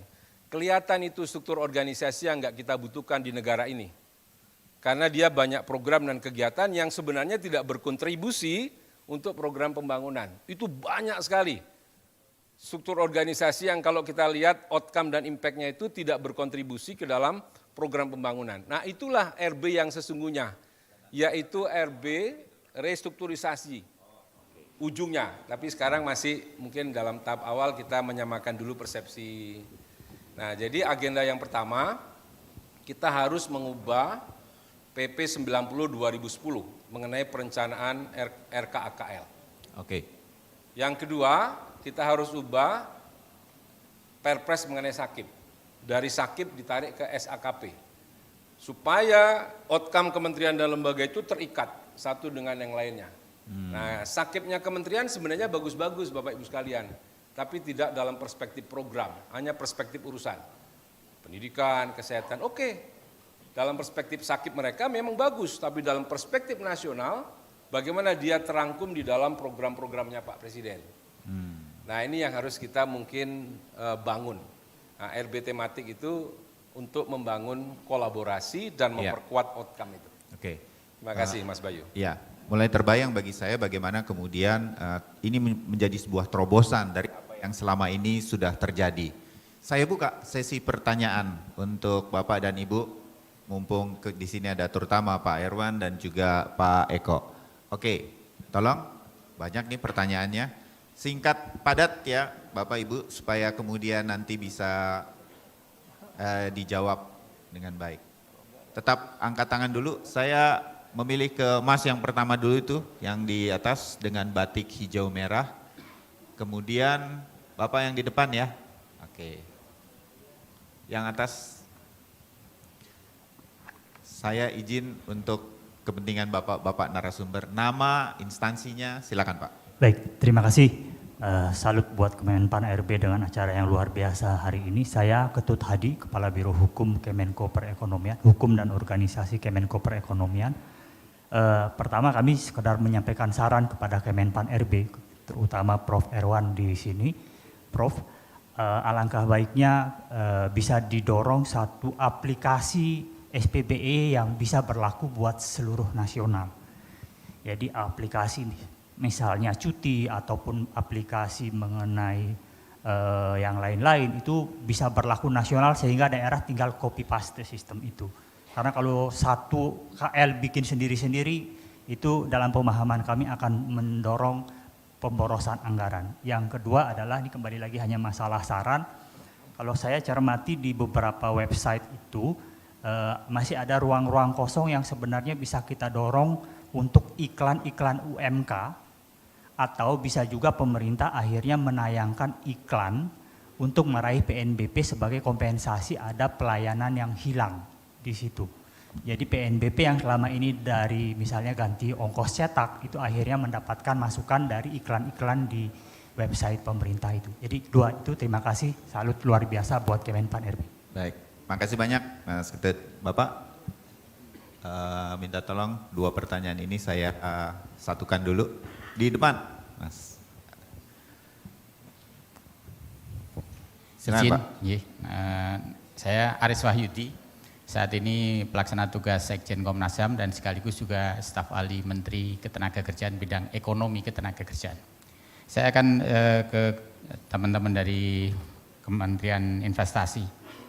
Saya baca di Kompas 2013 1 triliun rupiah menyerap tenaga kerja 4.594. Tahun 2021 1 triliun investasi hanya menyerap 1.340-an orang. Yang ingin kita dorong sebenarnya kami di Kementerian Ketenagakerjaan adalah bagaimana investasi itu ramah penyerapan tenaga kerja. Jadi bagaimana mengendalikan dari teknologi padat modal ke mengarah padat karya, walaupun kita juga tidak bisa menafikan tentang penggunaan teknologi. Kemudian yang kedua untuk Pak Eko maupun Pak Erwan, satu sisi dengan antara program dan urusan tadi mungkin dalam trilateral meeting itu sudah menggunakan modelnya bukan bottom up, tapi top down. Agar inline dengan 4 tematik tadi. Kementerian lembaga mana yang menyasar ke prioritas 1, 2, dan 3. Itu. Yang berikutnya untuk Pak Erwan, problem kita saat ini konon anggaran kita berbasis kinerja, performance based budgeting. Tapi faktanya dengan aplikasi Sakti, itu kayak kita ke line item budgeting, menggeser antar akun saja udah nggak bisa gitu. Nah ini yang menurut saya akhirnya bahasa tadi, ya kita hanya menghabiskan apa yang ada di POK. Kita tidak bisa inovasi. Jadi kreativitas yang let's the manager manage nggak bisa dilakukan. Itu poin saya. Terima kasih. Assalamualaikum. Baik, waalaikumsalam Pak Aris. Saya langsung ke Pak Erwan, silakan Pak. Dari Pak Ketut tadi, aplikasi Peduli Lindungi gitu ya Pak. Tetapi kali ini maksudnya lebih kepada untuk kepentingan-kepentingan yang ASN dan lain-lain, juga website untuk iklan-iklan UMK PNBB. Ya. Baik, terima kasih Mas Bayu. Terima kasih tadi Pak Ketut Hadi dari Kementerian Perekonomian. Ada 2 saran ya sebetulnya, bukan pertanyaan. Yang pertama terkait dengan adanya ribuan aplikasi. Kalau dalam banyak kesempatan Bu Menkyu mensinyalir ada berapa 27.000 lebih ya aplikasi yang ada di pusat maupun daerah. Yang itu selain tadi Pak Menteri Pan RB juga sudah menyampaikan menyulitkan masyarakat, karena bayangkan kalau ada ribuan aplikasi yang memberikan layanan kepada kita dan kita harus punya sign in sendiri-sendiri satu-satu mengingat ribuan password dan seterusnya, itu betapa sangat merepotkannya. Selain itu juga biaya untuk membangun, memelihara aplikasi itu menjadi sangat mahal, 2 triliun lebih menurut Menteri Keuangan, dana kita habis untuk membangun dan memelihara aplikasi. Nah sehingga tadi Pak Menpan sudah menyampaikan, baru saja ditandatangani oleh Bapak Presiden Perpres tentang SPBE. Dengan Perpres SPBE itu nanti akan disederhanakan dari puluhan ribu aplikasi itu, mana yang akan menjadi aplikasi umum yang boleh diteruskan dan mana yang kemudian harus digabungkan dengan aplikasi-aplikasi yang lain yang dinyatakan sebagai aplikasi umum. Ini yang sedang dibenahi. Nah yang kedua, ide untuk memanfaatkan website bagi promosi UMKM ini saya kira sangat bagus. Tentu tidak hanya di website, di dalam kegiatan-kegiatan yang nyata di lapangan, tugas kita adalah mempromosikan UMKM. Termasuk tadi Pak Tut Hadi di dalam tematik kita salah satunya kan mendorong PDN, yang itu sebagian besar adalah UMKM agar bisa masuk di dalam PDN itu. Sehingga nanti akan kami kawal realisasi dari belanja melalui e-katalog dan juga e-katalog lokal tersebut. Saya kira itu Mas Bayu. Ya. Yang kedua ada pertanyaan tadi, Bapak, untuk Bapak dari Pak Haris, dari Komnas HAM dan Tenaga Kerja ya. Betul. Anggaran kinerja. Terkait line item budgeting ya, kita mendorong SAKIP itu kan anggaran berbasis kinerja atau result oriented government gitu ya. Mestinya kita mulai dari kinerja apa yang ingin dicapai, kemudian dari situ kita petakan ke depan gitu, bagaimana outcome-nya, kemudian output-nya apa, input-nya apa, baru anggarannya, program dan kegiatannya apa. Nah memang ini masih menjadi perjuangan kita Pak Aris, yang kita sampaikan termasuk yang dari daerah juga ada keluhan terkait dengan SIPD misalnya, yang juga mengontrol apa saja program, kegiatan, anggaran yang boleh dilakukan, sehingga persoalannya berbeda-beda tetapi solusinya itu seragam gitu ya. Ini yang agak berbeda dengan anggaran berbasis kinerja atau result oriented government yang kita dorong melalui penerapan SAKIP. Ini nanti terus kami lakukan untuk koordinasi dengan Kementerian Dalam Negeri, ini Pak Eko di SEKPRBN terus memfasilitasi sehingga mudah-mudahan nanti tidak ada lagi perbedaan paradigmatik tadi, yang satu berbasis kinerja, yang satu line item budgeting. Begitu Mas Bayu. Ini termasuk yang akan ada perubahan mudah-mudahan ya Pak ya. Oke. Menunggu arahan Pak Eko. Iya, oke. Pak Ariadno, investasi tadi dari catatan dari Pak Haris, bagaimana kemudian perubahan-perubahan investasi ini kalau dibandingkan di Harian Kompas hari apa itu Pak Haris? Udah lewat lah ya, bukan hari ini ya, tapi kita sebagai sebuah catatan. Pak Ariadno silakan. Baik, terima kasih Bapak Aris Wahyudi atas pertanyaannya. Bapak dan Ibu sekalian, sebagaimana dalam data yang kami catat bahwa realisasi investasi yang meningkat itu mendorong peningkatan penyerapan tenaga kerja. Misalnya tahun 2021 penyerapan atau realisasi investasi itu 901 triliun, penyerapan tenaga kerjanya itu ada 1.207 sekian.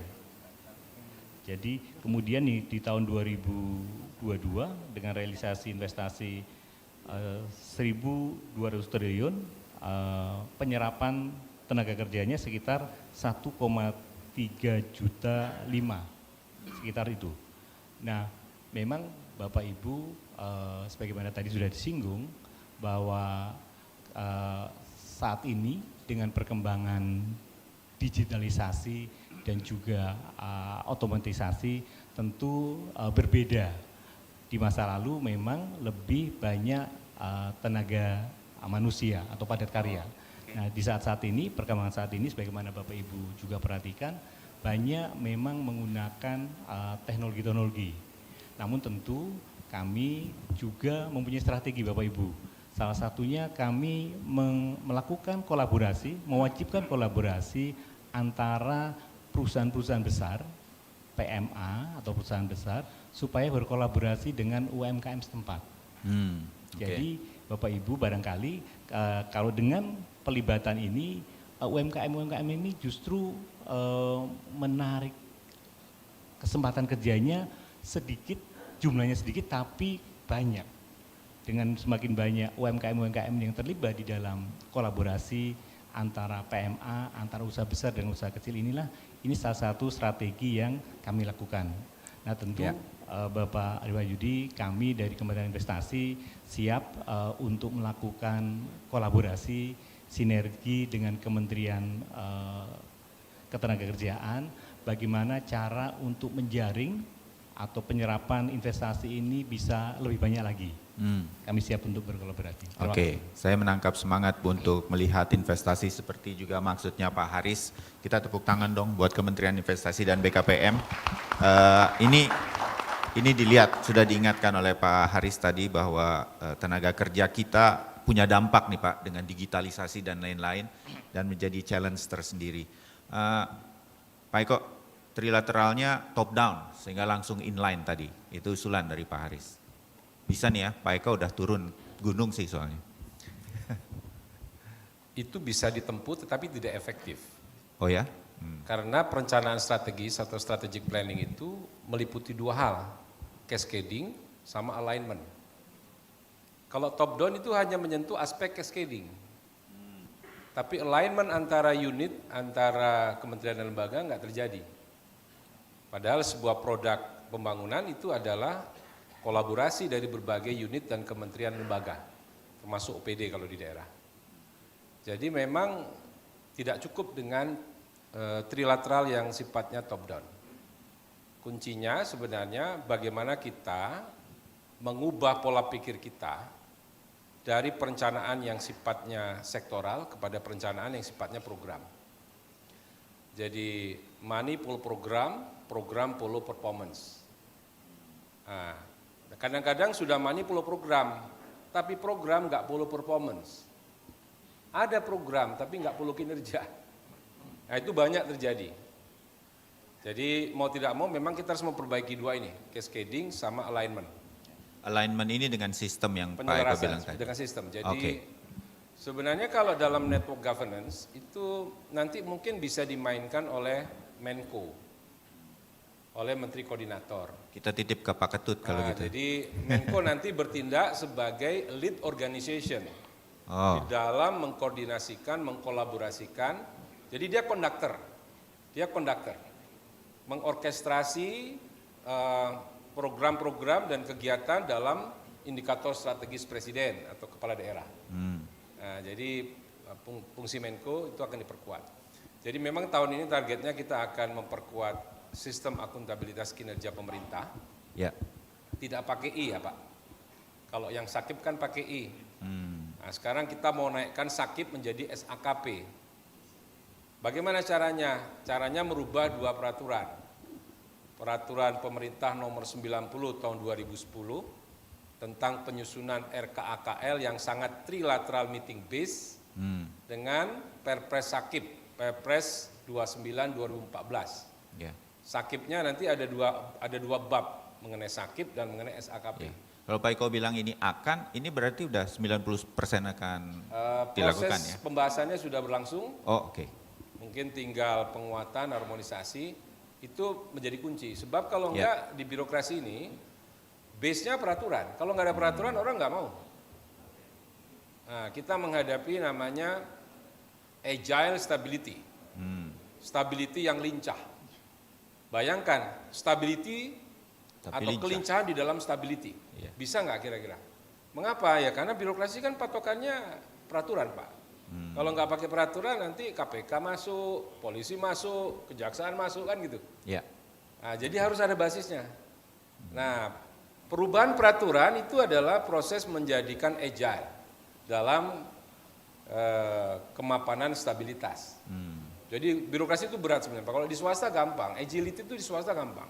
Tapi di public sector namanya agile itu kita harus hati-hati. Sebab terlalu agile itu bisa menyebabkan penyalahgunaan wewenang segala macam. Ya, oke. Nah ini. Terbayang Pak Eko. Oke, Ya, tepuk tangan dong untuk gitu. semangatnya, kita makin jelas. Saya minta waktu kepada panitia untuk satu sesi lagi pertanyaan. Boleh izin menambahkan? Boleh, terkait, boleh Pak. Pertanyaan Mas Ketut tadi ya. Silakan, Pak Ketut ya. Pak Rom. Iya, terkait aplikasi. Jadi biar keempatnya bicara Pak. Iya, ini baru sinergi nih. Tepuk tangan juga dong buat sinerginya. Jadi kolaborasi. kolaborasi. Jadi menambahkan informasi buat Bapak Ibu teman-teman semuanya bahwa kami kan fokusnya ke penyediaan data gitu ya. Ya. Tapi tidak hanya sekedar proses pengumpulan data aja yang menjadi ini konsentrasi kami. Tapi bagaimana data yang terkumpulkan ini itu bisa kita manfaatkan secara bersama. Ya. Ya. Nah, terkait pengumpulan data itu bagus sekali message yang disampaikan oleh Pak Ketut tadi, Pak Mas Bayu. Tumpang tindih pengumpulan data itu banyak terjadi di negeri ini. Dan masing-masing bikin aplikasi sendiri-sendiri gitu. Dan itu outsource gitu. Berbiaya gitu. Kalau dikembangkan dengan SDM resources sendiri nggak apa-apa gitu ya. Tapi itu juga membuat membazir aja gitu ya. Nah, kami BPS itu sudah mengembangkan yang namanya integrated collection system. Ini yang tahun lalu diapresiasi sama Kemenpan RB masuk di dalam top 45 inovasi pelayanan publik gitu. Nah, harapannya ini itu kita bisa manfaatkan bersama-sama Pak Mas Bayu gitu. Karena dengan pemanfaatan secara bersama tool ini itu pada akhirnya sebenarnya tumpang tindih pengumpulan data itu bisa diidentifikasi gitu ya, karena melalui satu pintu gitu. Oh ini datanya udah dikumpulkan nih sama instansi lain yang menggunakan ini gitu. Kami sudah menawarkan ICS ini ke BKKBN, KPPPA gitu ya. Kemudian ke BRIN juga gitu ya. Jadi alhamdulillah ini sudah termanfaatkan, tinggal nanti ke depannya kita mau migrasikan ke PDN tadi yang disampaikan oleh Pak Prof. Erwan ya, PDN. Yang kedua, ini kebetulan ada tayangan Mas Bayu. Jadi kami juga untuk reformasi birokrasi tematik terkait pengentasan kemiskinan, kami membangun yang namanya hub data gitu ya. Nah, hub data ini itu sebenarnya sebagai cikal bakal atau instrumen gitu untuk perbaikan tata kelola data nasional. Tata kelola data itu kalau cuman tadi ngomong-ngomong aja gitu ya, kalau nggak by system gitu ya, governance-nya nggak dimodernisasi dengan digitalisasi gitu ya, itu susah untuk diimplementasikan gitu. Nah, ini kami sudah membangun dan harapannya dengan terbangunnya hub data sebagai quick win tahun ini, kita akan fokus ke hub data Reksosek Mas Bayu, gitu. Bapak Ibu teman-teman semuanya. Jadi data dari kementerian lembaga ini interoperabilitasnya kita akan coba bangun. Gitu. Ya, ya. Masuk ke dalam satu tempat, gitu. Kualitinya kita kontrol, kita sebagai custodian, gitu ya. Kemudian data stewardship-nya kita dorong, gitu. Pemanfaatan potensial value daripada data yang sudah terkumpul ini, itu bisa dimanfaatkan bersama-sama. Itu ada, ya tadi 28 ya Prof ya. 28 itu, saya nggak bisa ngitung itu ya. Di atasnya itu ada banyak itu bisa memanfaatkan gitu. Jadi integrasi kebijakan tadi ya Prof Eko gitu, itu bisa dilakukan dengan hub data Rexosec ini Mas Bayu gitu ya. Jadi ini menjadi kunci sih sebenarnya untuk pembenahan tata kelola data nasional, fokus karena tematik ini ya, ini sangat membantu kami gitu. Kami fokus kepada kementerian yang terkait saja gitu ya, untuk kita ajak sama-sama melakukan pembenahan, penataan tata kelola ini. Harapannya ini bisa menjadi super apps dan ini sudah ditaruh di PDN gitu, yang bisa dimanfaatkan bersama-sama. Tapi ini tidak mematikan sistem-sistem yang sudah ada Mas Bayu. Jadi tinggal interoperabilitas saja, cuman menghentikan pengembangan sistem yang baru gitu, yang sama gitu. Mungkin itu tambahan dari kami Mas Bayu. Mudah-mudahan Pak Eko, Pak Herman ini bisa didukung nih ya. Semangat supaya satu data sedemikian rupa juga sangat penting untuk menentukan kebijakan. Tepuk tangan dong buat BPS. Contoh terkonkretnya kan kemarin sedikit keluar dari sini, beras kita kan beda data, Kementerian Pertanian dengan Bulog. Sekarang masih kurang deh menjelang Ramadan dan Lebaran, kira-kira itu. Mudah-mudahan hal semacam ini makin terdorong dengan kita makin banyak ngobrol seperti ini, tapi ada actionnya. Saya mau menutup dengan 2 pertanyaan, tapi saya mohon yang ini dari pemerintah daerah, boleh? Ya. Bapak ya, Bapak dari pemerintah daerah ya Pak, 1, sebelah sana juga pemerintah daerah. Dari tadi udah tunjuk tangan di sana, mohon maaf kalau waktunya agak terbatas. Bapak di tengah dulu, jangan khawatir, nanti semua komunikasinya juga akan lebih terbuka dengan Kemenpan RB dan juga Pak Eko. Pak, nama dari mana? Silakan. Terima kasih, nama saya Dadi Budairi dari pemerintah kota Tangerang, Provinsi Banten. Satu hal yang ingin saya tanyakan terkait dengan untuk Pemda. Pemda ini pembinanya kabupaten kota provinsi, pembinanya adalah Kemendagri. Regulasi semuanya diatur Kemendagri, tapi secara teknis operasional itu kita manut ke berbagai macam kementerian. Nah ini yang kadang-kadang dalam tataran operasional ini luar biasa ruwet. Contoh yang paling sederhana, kebetulan saya inspektur kota Tangerang. Di inspektorat itu ada 2 jenis tenaga fungsional, auditor dan P2. 2 yang memang sama-sama tipe pekerjaannya diatur oleh 2 kementerian. Diatur dengan regulasi yang berbeda, ini yang dari sisi operasional menjadi agak kurang sehat barangkali itu. Makasih. Dengan Pak siapa tadi Pak, maaf? Dadi. Makasih Pak. Nah, minta tolong diantar ke Bapak yang di pojok kiri. Ditunggu sebentar ya Pak.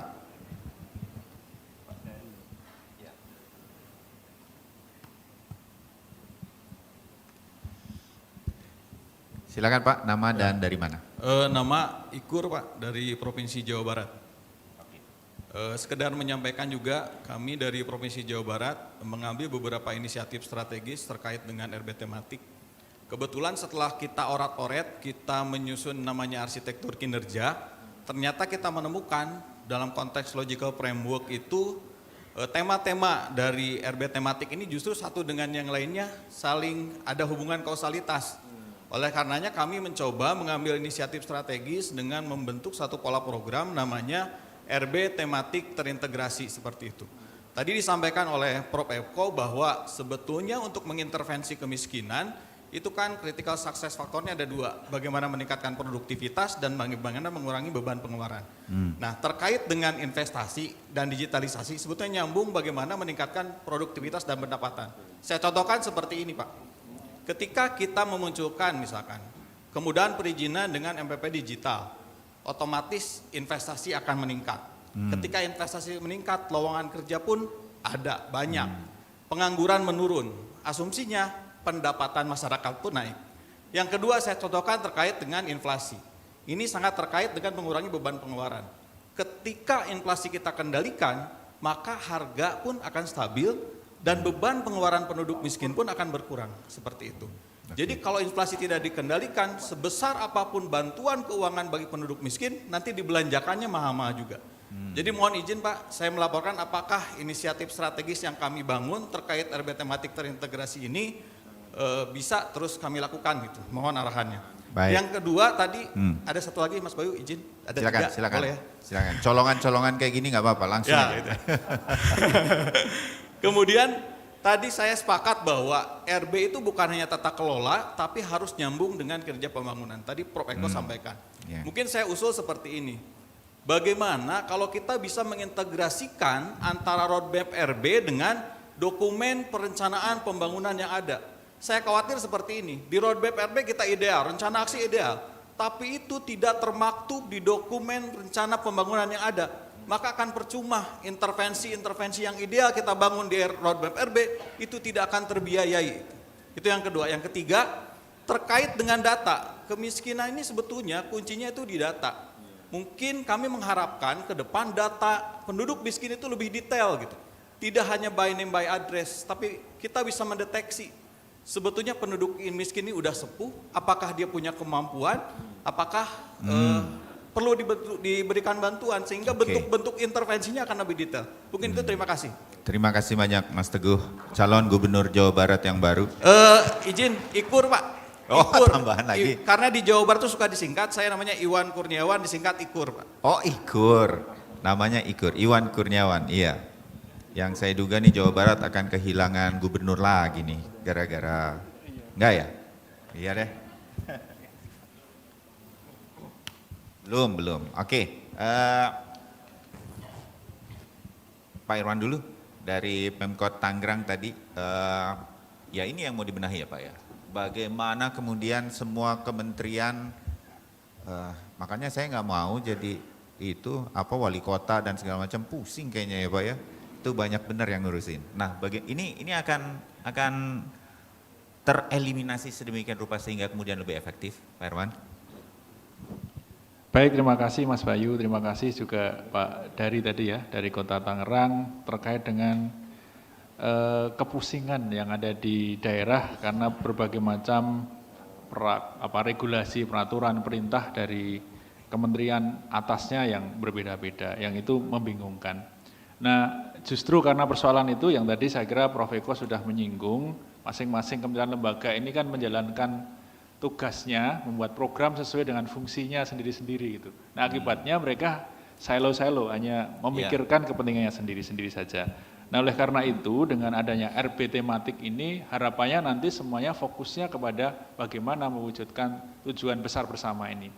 Presiden dan Wakil Presiden punya komitmen besar untuk mengentaskan kemiskinan, sehingga semuanya fokusnya ke sana, sehingga tidak ada lagi regulasi yang kemudian harapannya tumpang tindih gitu ya, atau bertolak belakang antara satu kementerian dengan kementerian yang lain karena visinya sama. Tujuan kita adalah bermuara kepada pengentasan kemiskinan untuk tema pertama. Sehingga ke depan harapannya begitu Pak Dari, bahwa dengan fokus kepada program, kepada kinerja, pada target yang ingin dicapai, maka semua perhatian arahnya sama. Sehingga tidak ada lagi tumpang tindih atau bertolak belakang. Begitu Mas Bayu. Ya.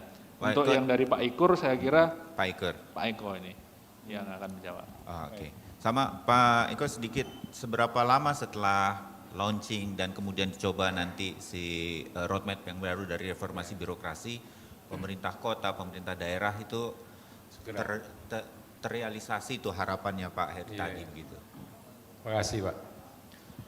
Khusus untuk auditor dan P2D ya Pak ya, ini mungkin bisa diselesaikan dengan Permenpan 1 2023 Pak. Karena jabatan-jabatan fungsional yang dalam satu rumpun itu bisa dipindahkan atau diintegrasikan atau dikoordinasikan ya. Ini kan sebenarnya kompetensinya sama itu antara auditor dengan P2D kan itu. Antara BPKP dengan Kemendagri itu harus duduk bareng itu untuk ngatur rumpun jabatan fungsional auditor dan P2D. Tapi saya setuju problem koordinasi di pusat itu memang harus diperbaiki. Ini satu kasus. Iya. Jadi auditor itu ada dua macam, auditor yang dikelola oleh BPKP dengan auditor untuk penyelenggaraan pemerintahan daerah, P2D itu ya Pak Sony ya. Yang mungkin dengan Permenpan 1 2023 itu kan kita lebih berbasis kepada rumpun jabatan. Itu mungkin bisa diintegrasikan. Oke. Ini untuk Pak Ikur. Jadi benar Bapak Ibu sekalian, ini mumpung Pemda masih menyusun RPJPD dan juga RPJMD. Ini strategis dan kritikal. Kalau salah nyusun RPJPD dan juga RPJMD, maka salah semua, termasuk renstranya. Nah, jadi ilmu-ilmu strategic planning itu dipakai di sini Bapak Ibu sekalian. Apa sebenarnya yang dicapai oleh daerah dalam 20 tahun yang akan datang. Dan itu di breakdown setiap 5 tahun dalam RPJMD. Cari ultimate goals-nya, turunkan dalam indikator sasaran strategis. Karena tadi Pak Ikur sebenarnya ngomongnya mengenai strategic planning. Permenpan 89 2021 mengenai cascading kinerja itu sebenarnya bagus. Karena pemerintah itu join up. Tidak ada pemerintah yang berdiri sendiri. Itu yang kita sebut dengan the whole government atau join up government. Setiap unit, setiap kementerian dan lembaga itu harus terkait dengan program strategisnya Pak Presiden. Jadi nggak boleh dia nyasar kemana-mana. Harus satu ultimate goals. Contohnya Pak Bupati Banyuwangi ini bagus sebenarnya. Kalau kita lihat kan ultimate goals-nya adalah menjadi pusat destinasi setelah Bali. Yeah. Semua dinas namanya dinas pariwisata. Jadi dinas kesehatan pariwisata, dinas pendidikan pariwisata. Untuk apa? Supaya semua orang fokus tugas kami adalah pariwisata. Oh, oke. Dengan berbagai macam peran kami. Nah, itu. Jadi saya setuju Pak, konsepnya joint up government, semua program tema itu sebenarnya saling terkait. Investasi terkait dengan kemiskinan, perbaikan produk, pemakaian produk dalam negeri itu berkait dengan kemiskinan karena terkait dengan UMKM dan seterusnya. Jadi lanjutkan ya Pak Ikur. Lanjutkan. Oke. Nah satu lagi Pak, jangan pernah nyusun RPJMD tanpa ada roadmap RB. Jadi saya setuju RPJMD itu harus gabung dengan roadmap RB selama 5 tahun.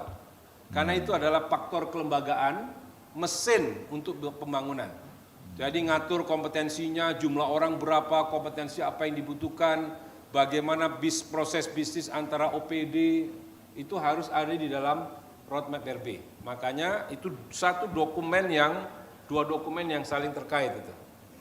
Nah ini, jadi saya setuju dan data tadi sampaikan Pak Romzi ini penting sekali. Kalau kita lihat Perpres 132 tahun 2023 mengenai arsitektur SPPE, itu landasan untuk SPPE itu data. Nggak mungkin orang berkolaborasi kalau nggak punya satu data. Mau ngomong apa kita kalau datanya nggak sama? Jumlah orang miskin nggak sama antara satu KL dengan KL lain. Jadi problem terbesar kita adalah satu data Indonesia. Tapi ngumpulin data itu susahnya bukan main. Karena itu data dikip oleh kementerian dan lembaga, oleh OPD, sehingga tidak bisa terintegrasi. Saya nggak tahu tapi laporan dari teman-teman SDI, 2 tahun bekerja SDI itu hanya bisa mengumpulkan 20% data. Makanya saya usul paksa KL dalam proses perencanaan dan penganggaran untuk nyerahin data. Kalau nggak nyerahin data nggak usah disetujui itu perencanaan penganggarannya itu. Itu cara yang paling menurut saya paling aktif untuk menekan data itu. Oke. Nah saya pikir itu, saya setuju tadi dengan Pak Romzi. Data itu merupakan kunci untuk kolaborasi. Tanpa data yang satu kita nggak mungkin bisa berkolaborasi. Oke. Terima kasih. Pak Romzi tambahkan sedikit bisa Pak, data kita detail sedemikian rupa, data kemiskinan begitu, seperti yang ditanya oleh Kang Ikur tadi. Singkat ya Pak, mohon maaf. Iya, sebenarnya saya cuma mengingatkan Bapak Ibu teman-teman semuanya, statement Pak Jokowi aja, Pak Presiden kita gitu ya, terkait data itu. Ada 2 statement yang disampaikan beliau. Pertama pada waktu launching sensus ekonomi 2016 lalu, ini sudah cukup lama, bahkan sebelum Perpres 1 Data Indonesia yang 2019. Bunyinya begini, saya nggak mau lagi urusan data pegangannya hanya satu sekarang di BPS. Satu. Terus kemudian yang baru-baru ini Agustus 2022 lalu itu beliau bilang kalau ingin satu data itu mestinya yang paling pas adalah BPS gitu. Tapi saya ingin menggarisbawahi Bapak Ibu teman-teman semuanya, kami nggak bisa bekerja sendiri gitu ya. Jadi seperti tadi, produsen data itu udah ada di mana-mana. Dan penerima manfaat atau yang ingin memanfaatkan data yang sudah dikumpulkan nanti, itu banyak, termasuk akademisi juga. Kebetulan kita kan lagi di UI ini ya. UI ini gitu. Jadi untuk menghasilkan insight gitu ya, yang lebih actionable gitu ya, itu para peneliti gitu ya, itu banyak yang bisa memberikan itu. Jadi sebenarnya hub data tadi itu menjadi platform gitu yang sama-sama kita nanti elaborasi data yang sudah terkumpul. Jadi nanti, bisa gitu. Data itu kita kumpulkan ya Pak ya? Benar, sedetail dan bisa mungkin. dimanfaatkan juga dan untuk actionable insight gitu yang nantinya menjadi rujukan untuk kebijakan yang berdampak gitu. Oke, ya makasih banyak. Saya tutup sesi pertanyaannya. Pak Eko, tutup Pak talk show kita pada kesempatan kali ini menjelang siang dengan apakah kita bisa melakukan apa yang kemudian menjadi harapan dengan waktu yang sangat singkat dan bukan hal yang mudah, merapikan semua hal, mensederhanakan berbagai hal yang selama ini sudah bertahun-tahun sebetulnya kita lakukan, dan ini bukan membalik telapak tangan, tapi roadmap ini diharapkan sudah berdampak kurang dari 2 tahun. Bisa kita Pak? Silakan. Sangat bisa. Karena kita ini sebenarnya tidak fine-fine saja. Kondisi governance kita itu di government 1.0. Sementara tetangga-tetangga kita, Singapura, Malaysia itu, bahkan Singapura, Korea sudah sampai 4.0. Kita harus melompat, tadi kata Pak Irwan. Apakah bisa? Sangat bisa. Kuncinya pada apa? Pada teknologi. Sebab kalau orang mau punya Samsung versi 20, dia nggak harus beli versi 1, 2, 3, 4, 5. Dia bisa lompat. Saya punya versi 1, besok saya beli versi 20. Nah, teknologi itu mengakselerasi, memberikan kesempatan kita untuk melompat. Karena teknologi akan mengubah struktur, akan mengubah kultur, dan akan mengubah kompetensi. Apakah kita tidak pernah membayangkan bagaimana orang-orang yang tidak pernah berinteraksi dengan HP, tiba-tiba masuk ke aplikasinya Gojek, Grab, sekarang jadi supir Grab, supir Gojek. Hanya dengan berbekal Android, install, dia belajar sendiri. Kan kita nggak perlu ngajarin dia kan? Ini contoh, dia belajar bisa sendiri, contoh. Jadi artinya teknologi itu akan memaksa. Tapi Bapak Ibu sekalian, teknologi ini punya implikasi. Saya duga 5 tahun ke depan, pegawai kita akan berkurang kira-kira 40-50%. Jadi itu adalah konsekuensi yang harus kita pikirkan. Karena saya sudah ke daerah, transformasi jabatan fungsional ini menimbulkan satu pertanyaan bagi saya. Banyak orang yang kita transformasikan ke fungsional pada saat ini belum bekerja. Mengapa? Karena mereka belum punya kompetensi, belum punya sistem kerja. Tapi saya lihat pekerjaannya itu bisa dilakukan. Artinya apa? Banyak orang tidak bekerja, tapi kinerjanya bisa dicapai. Artinya apa? Kita tidak membutuhkan orang sebanyak saat ini dalam waktu yang akan datang. Ini tantangan kita menurut saya. Jadi mungkin Pak Irwan, saya titip, kita juga harus memikirkan bagaimana kira-kira terobosan untuk handle dengan ini, karena Pak Presiden juga sudah menyampaikan tidak boleh ada rasionalisasi massal. Tapi teknologi itu akan memaksa rasionalisasi massal. Nah ini, jadi begitu kira-kira. Kita bisa melakukan berbagai lompatan besar dengan bantuan teknologi dan tentu komitmen yang kuat dari Pak Presiden, dari Pak Menteri dan seluruh kabinet. Saya pikir itu. Baik. Demikian, terima kasih. Tepuk tangan dong untuk para narasumber kita. Pak Irwan, Pak Eko, Pak Romzi, Pak Retno, terima kasih untuk masukan-masukannya. Buat saya sih, saya ingin menyampaikan kepada Bapak, Ibu semua yang hadir di sini juga, selamat bekerja dengan roadmap yang baru. Kita pernah menghadapi pandemi dan kita bergerak serempak juga. Jadi bergerak serempak itu bisa kita lakukan. Apalagi ini untuk reformasi birokrasi yang berdampak. 2 tahun bukan masalah. Kita bisa. Terima kasih banyak untuk talk show kali ini. Saya tutup. Assalamualaikum warahmatullahi wabarakatuh. Selamat siang.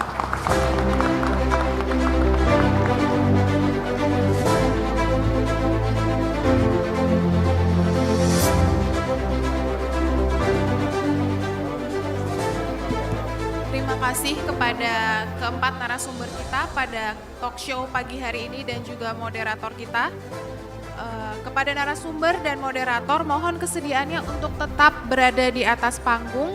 Kami mohon juga kesediaan Bapak Deputi RB Kunwas, Profesor Erwan untuk menyerahkan cenderamata kepada ketiga narasumber kita pada talk show hari ini.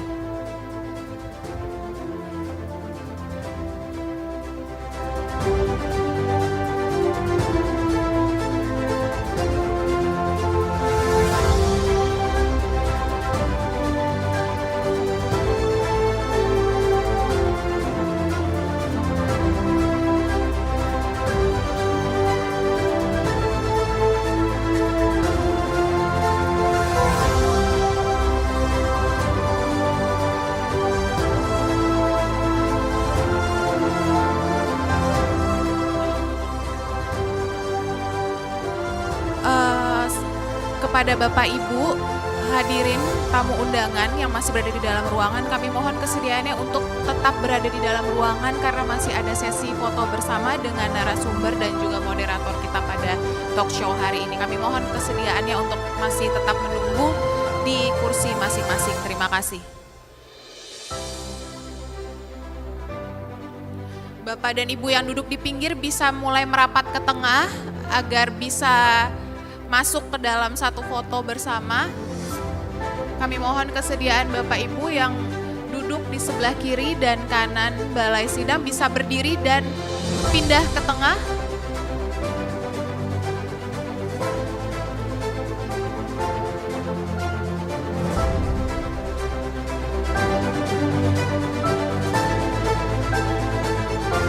Tanpa mengurangi rasa hormat, kami mohon kesediaan Bapak dan Ibu kembali untuk bisa bergerak ke tengah agar bisa dilakukan segera sesi foto bersama dengan keempat narasumber kita hari ini dan juga moderator.